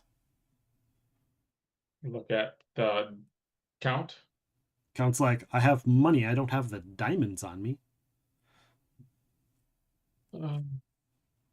We have 14,500 diamonds on us. I'm assuming there's a place here that we could get diamonds. It's the Bank of Abadar. We go to the Bank of Abadar. Okay. And we get diamonds. Nick's like, I'll go to the bank. Like, some of us should stay here with and this is in Pathfinder sign. In Pathfinder sign, Nick goes, some of us should stay here with these two. We don't want to come back to have this building gone. True. So we should send you, Shea, the blacksmith, or you, Shea, and your person. So there's guards. Yeah. And the cat. Shea's like, no, I'll stay here. Of course you will.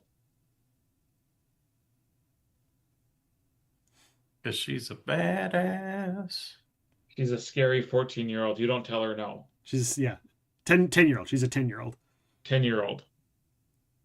She's a scary 10-year-old who has favorite enemy undead. Yep. Yes, she does. You go get the money. The Count reimburses you with actual gold. Or he just gives you the gold and you get the holy water. Yep. He's like, and first we need to make the special holy water. I pull out the meteoric silver. Because to make his elixir of life requires holy water. To make the holy water, you need the silver. But this particular version of his elixir is meant for this thing. So he takes that and a scroll of create holy water. Actually, he's an alchemist. He can just create holy water. Nice. And he makes it with the thing. I'm not going to need to roll because the roll to make that is not a lot. He gets 7 of that version of holy water as well. He only needs 1. Okay. Yep. He makes the elixir. Now, you are in the understanding that right now in his hand is a true res. Yep. Essentially, just an alchemical version of a true res. The next part is the actual combining of the vampire elixir that you have. I forget what it's called. The thing that makes you a vampire. Oh, yeah, the heck's it called? You know what I'm talking about. Yeah. It's going to take that. It's going to take the elixir.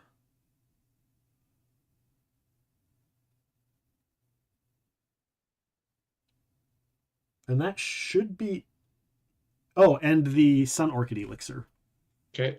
Put all those out.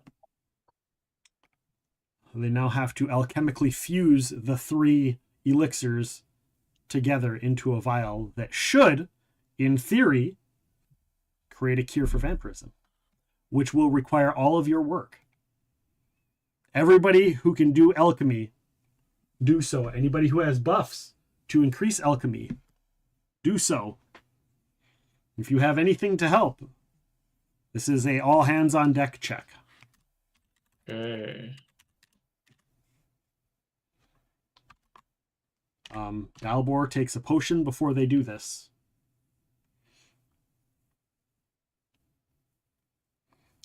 You have no penalties to the check because you got all of the pieces you need to make it. I love that. Admittedly, I don't have much for a buff to add to that. Oh, Dalbor! Hopefully everybody else can pick up the slack. Wow. Rolled a 2. His heart just isn't in it. Unless chat wants to make him... I've got... Chat's got... Make his heart in it. Chat has GM tokens, and I'm going to use the GM points. Oh, nice. Describe a night at the undead Traven, the White Lady, with a group of undead skeleton ladies of the night. Can you describe this like a scene in Dungeons and Dragons? Picture this, the White Lady Tavern, where shadows clink glasses and the undead make merry. You step inside, the air thick with the scent of aged spirits and ghostly echoes. A group of skeletal ladies of the night dance with an ethereal grace, their bones clinking like wind chimes in a breeze. The room pulses with an unholy energy. Laughter mingles with the haunting notes of a ghostly bard on a spectral lute. It's a night where the living dare to tread, only if they're brave or foolish enough. Thank you, Johnny really Silverhand and Rolana Halo. Wow. Oh. That was funny. And I like the adding really it in good. To make sure that they describe it. Yikes. That is much better. Thank you, chat, for helping the party. Even though I think they were hoping to do it with a hindrance. But you can't, Dalibor can't get much better than that. Okay. Count Ristomaur Tiriac, who is a good alchemist, just not that good, gets a nat 20! Raid from Bruce! Bruce, how's it going, darling? Welcome on in. Welcome on in, Raiders! Guys, if you don't know, Bruce is part of the Be Kinder stream team. Amazing person. She is so much fun. I could just go in there and listen to her talk. I don't even have to have a video up. She's just a lot of fun to listen to. Plays a lot of Dead by Daylight, but does other games as well. Go and check out the one and only Bruised 420. How are you doing? Welcome on in, Raiders. We're doing some tabletop role playing. We are using Pathfinder 1st edition, and they are currently at a peak moment where they are rolling dice to try and make a cure for vampirism. So welcome on in, everybody. If you don't know Bruised, go and check her out. My automatic shoutout didn't work, which is annoying. But I will do it manually. I have one for all the Be Kinders, and it didn't work for you. Had an amazing time on the seas. Oh, you were playing Sea of Thieves. Nice. There's the thing. As we say in the Be Kinders, if the heart is hollow, give it a follow. Click that little button to follow Bruised and go and check them out. Playing some Sea of Thieves tonight. Yeah, sometimes I forget that that's your other main game that you play besides DBD. Awesome. Go and check out Bruce. She's an amazing, loving, beautiful person. Go and check her out. Thank you so much for the raid. I appreciate you. Coming on in. Brian, do you have heroism by chance as a spell? I mean, with spell kenning I can, but I don't have it right now. Okay. I don't have it as a meta spell. I wasn't sure what types of skill buffs you had on your spell list. Yeah, I don't really have. I really don't have much. Oh, Nick has alchemy. Nikki. Nice. So Matt got a 39 and Tango got a 16.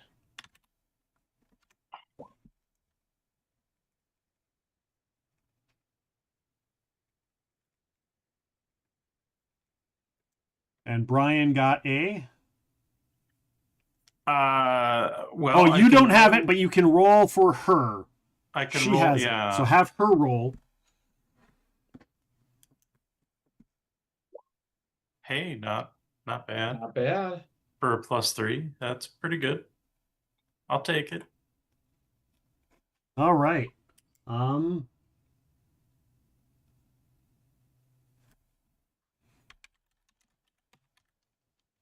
Nick's going to spend a mythic point to add 5.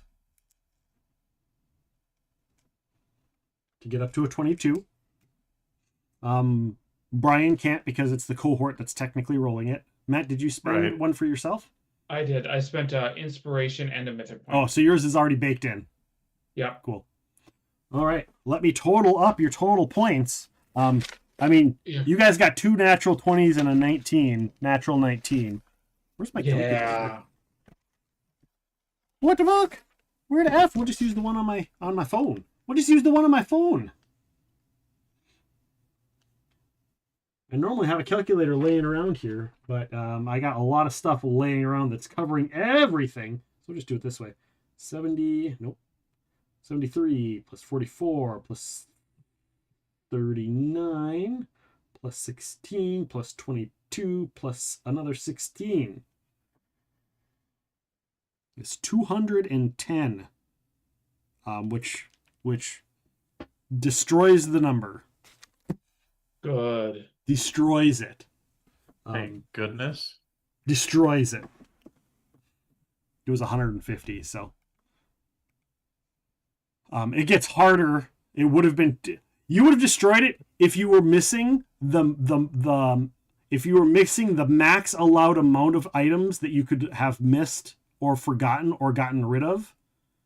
For identifying, because if you if you didn't get all the bones, you'd be missing those codes. If you didn't have other things, you would have rolled high enough to circumvent those missing pieces of knowledge to still figure out a process to make it properly. Yeah, those nat 20s and the 19s really helped. Yes. So you guys get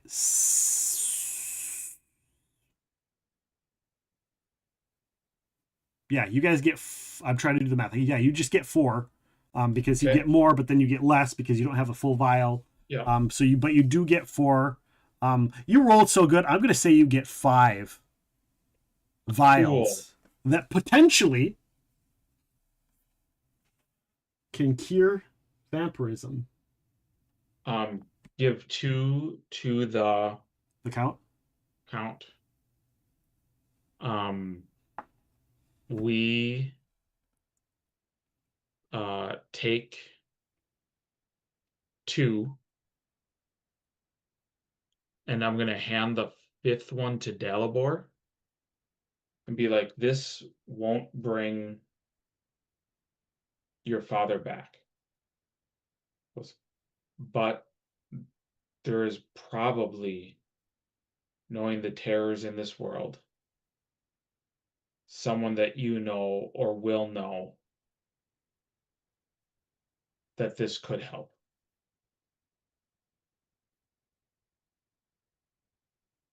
And hand the 5th one to him.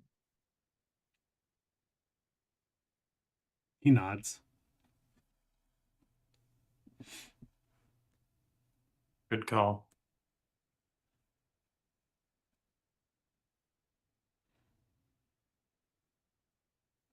The Count says, I will spare you the processes.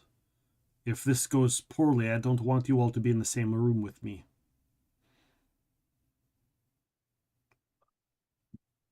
We'll let you know we did not find a tailor, but there is a woman based out of Carrion Hill. She designs the best outfits. Before you tell him this, you know that she's working on all the dresses for the wedding. She will not have time to make one for him for the wedding. Oh, she will. Okay, never mind. I won't bring that up. But there is the place. There is the place in the capital of Caliphas that you guys went to. I'll give him that. There's a place in Caliphas, the Inn Blah. They have a tailor there that can make suits suitable for the wedding. They're all making suits. They're already making suits for the wedding. Yes. This is the talk of the town. Nick's like, son of a bitch, I'm going to need to get a dress, aren't I? God damn it. Yes. And the other two look at Nick like, and like they don't understand. Yep.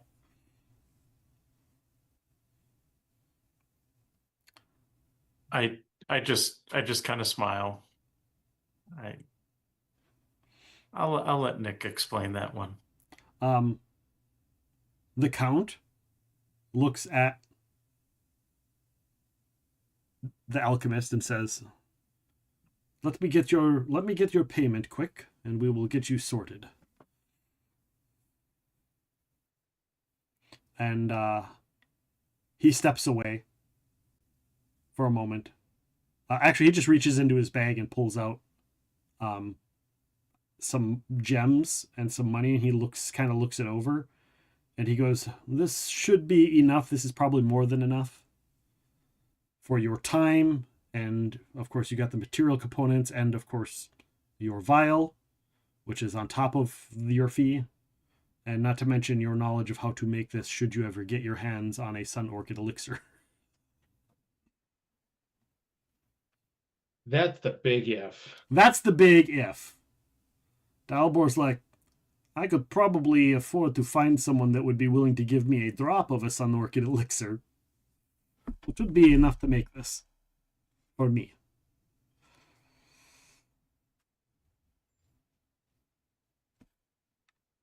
And he's like, "But I could have chosen the vocation to learn how to make the Sun Orchid elixir myself, but I figured bringing back people from the dead was a better discovery." I.e., like, literally they're the same level. He could have learned to make the equivalent of a Sun Orchid elixir, or just for himself, or bringing someone back from the dead. Mm-hmm. Sure, because they're both major alchemist discoveries. Thank you, and hopefully, if needed, you can put that to good use. Matt, Brian, and Nick, you recall what he said, what Dalbor said. It just hits you now, the anger. He was friends. He wasn't one of, but he mentioned that he was friends and he was hired by the heroes of Korvosa, of which you knew and became friends with the bard, who was one of those heroes. The ranger. No, the bard, the guy that gave you the sword. The one that died. Oh, for some reason I thought he was a ranger that died. No, he was. I believe, was the bard. Yeah, because Brian swapped musical notes with him. That's right. Before he gave you the sword and said, because you were supposed to seek out the archer. Yep. In Carrion Hill at the wedding, and then he ran off and distracted the monster. So while you could get away because he had the teeth. He had Kazavon's teeth.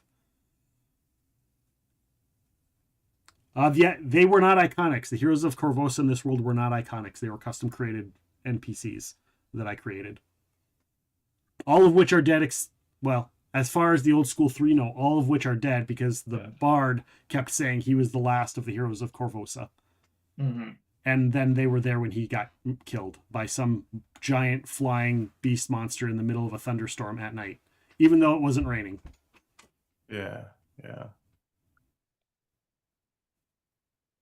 Out of character, you can make assumptions as to what the big giant beast was.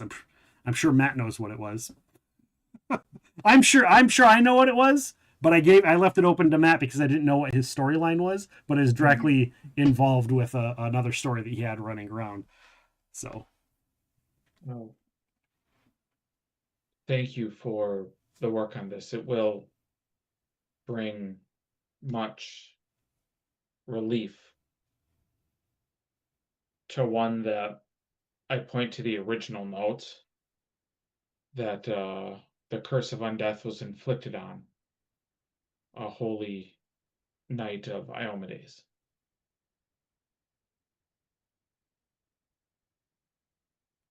Very well. Hopefully it serves the world well. Yes. Whatever good we can do is the good that we can do. As long as we can live our lives and move forward. Best of luck with you all.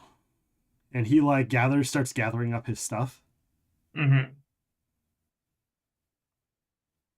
And he's like, if you should ever need the alchemy or any other items, reach out to me here.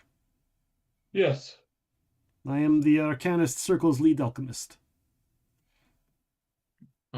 Is there I'm trying to remember, so we were able to teleport here? Correct.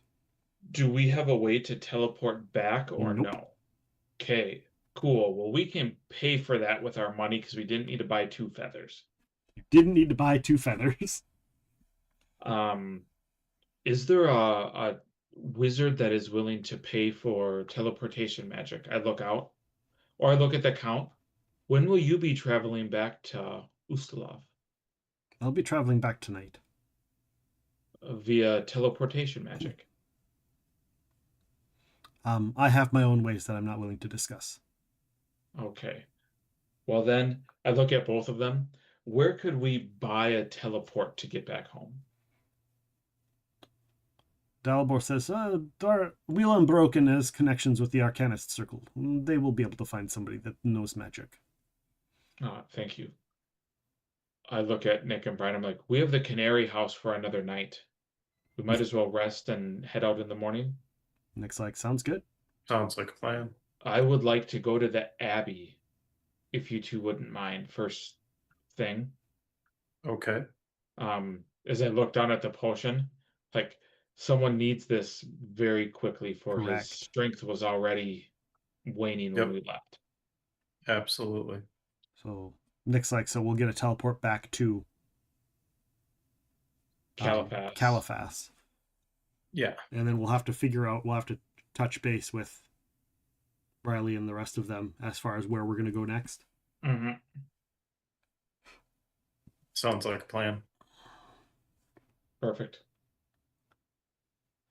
Sounds good. Dalibor takes his money, takes his stuff, he bids you adieu, and leaves.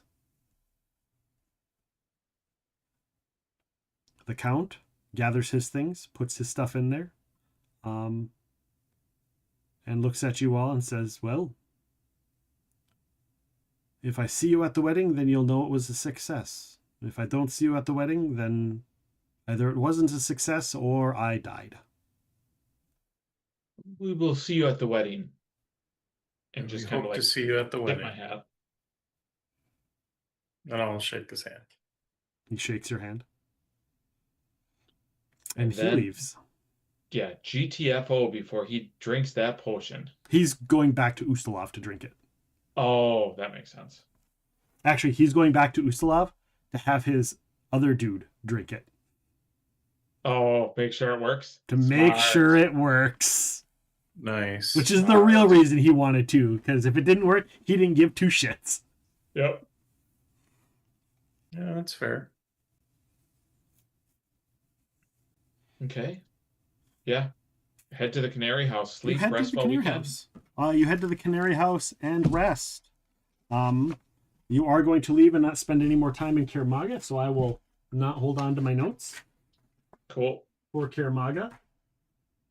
You have officially finished this little short storyboard leg of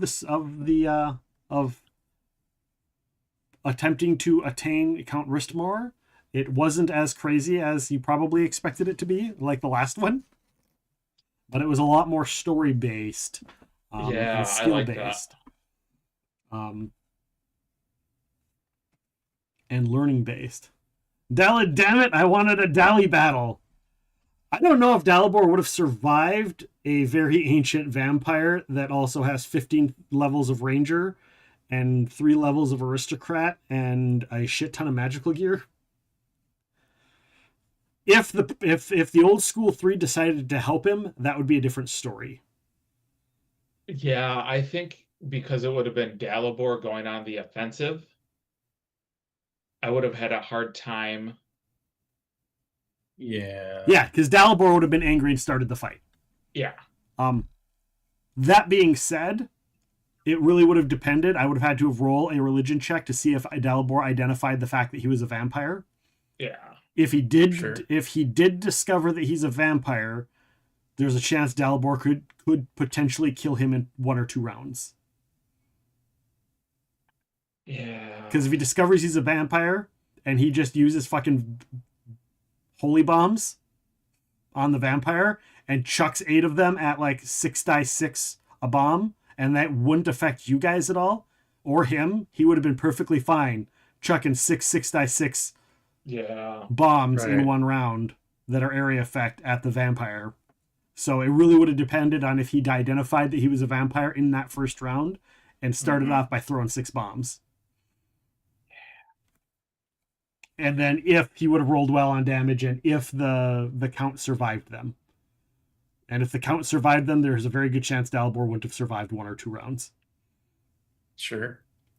Yep. Mm-hmm. And I suppose if Dalibor won initiative, then he'd get 2 rounds in a row. Because he'd get surprise. Yep. And then roll initiative. But chances are the 15th level Ranger Vampire would win initiative. Yeah. Right. With that being said, for those watching, a future look down the road as we fast forward to the intro of the wedding. We will come back to current time, but we'll see a glimpse at what happens at the wedding of Riley Savage and Sandra Hegri. People are approaching the front gate. At the front gate, you see standing tall is Maractus the Wizard, who stands overseeing the invitations as they come in. Many people are there turning them in, whether it's Lord Mordock Farbringer with his invitation and his retinue of people, whether it's the Old School 3 who are doing guard duties, or whether it is Salim Gadafar, who attained himself a appearance at the wedding on behest of Pharasma's court herself as a reward for work well done, a reprieve from his normal duties. Approaching Maractus says, "May I see your invitation, please?" And he says, "Yes." He goes, "And your name?" And he goes, "I am Lord Archeminos. I am here representing Count Ristomaur Tiriac, who you see behind me." As you see the 2 of them, neither of them undead, do attend the wedding. Yay. Those who role-played the wedding when the wedding happened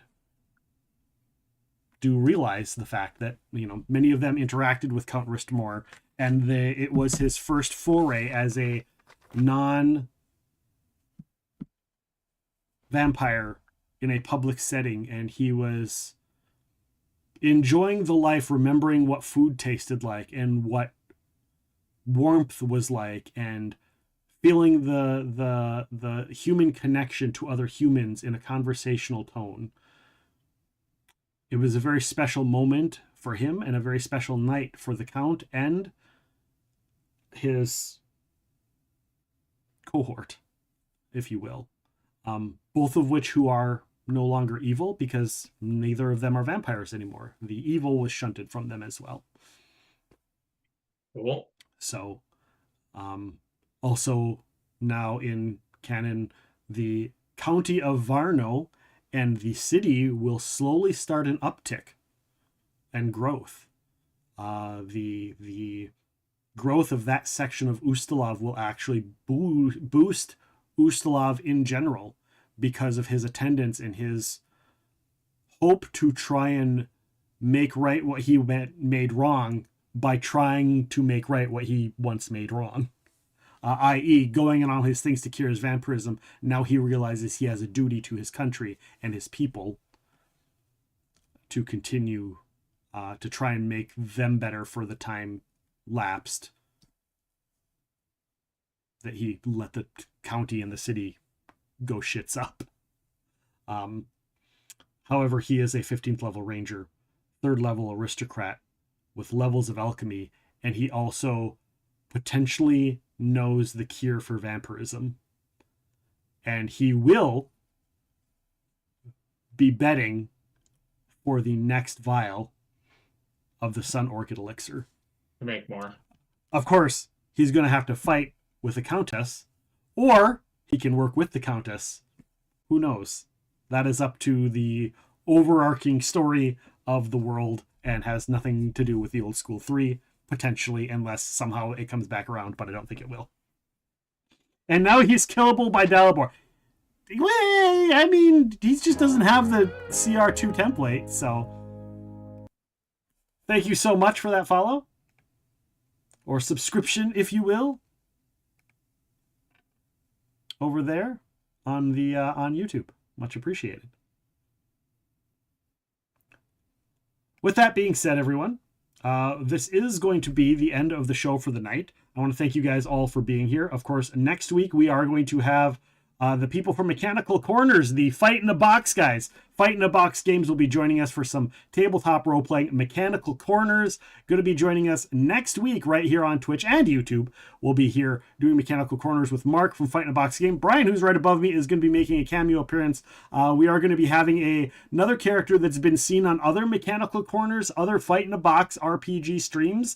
He plays the character known as Peas, who's kind of a little chaotic gremlin. He has been here once. It is the story where my character and another character tried to burn a cult to the ground and started a massive fire in Mechanical Corners.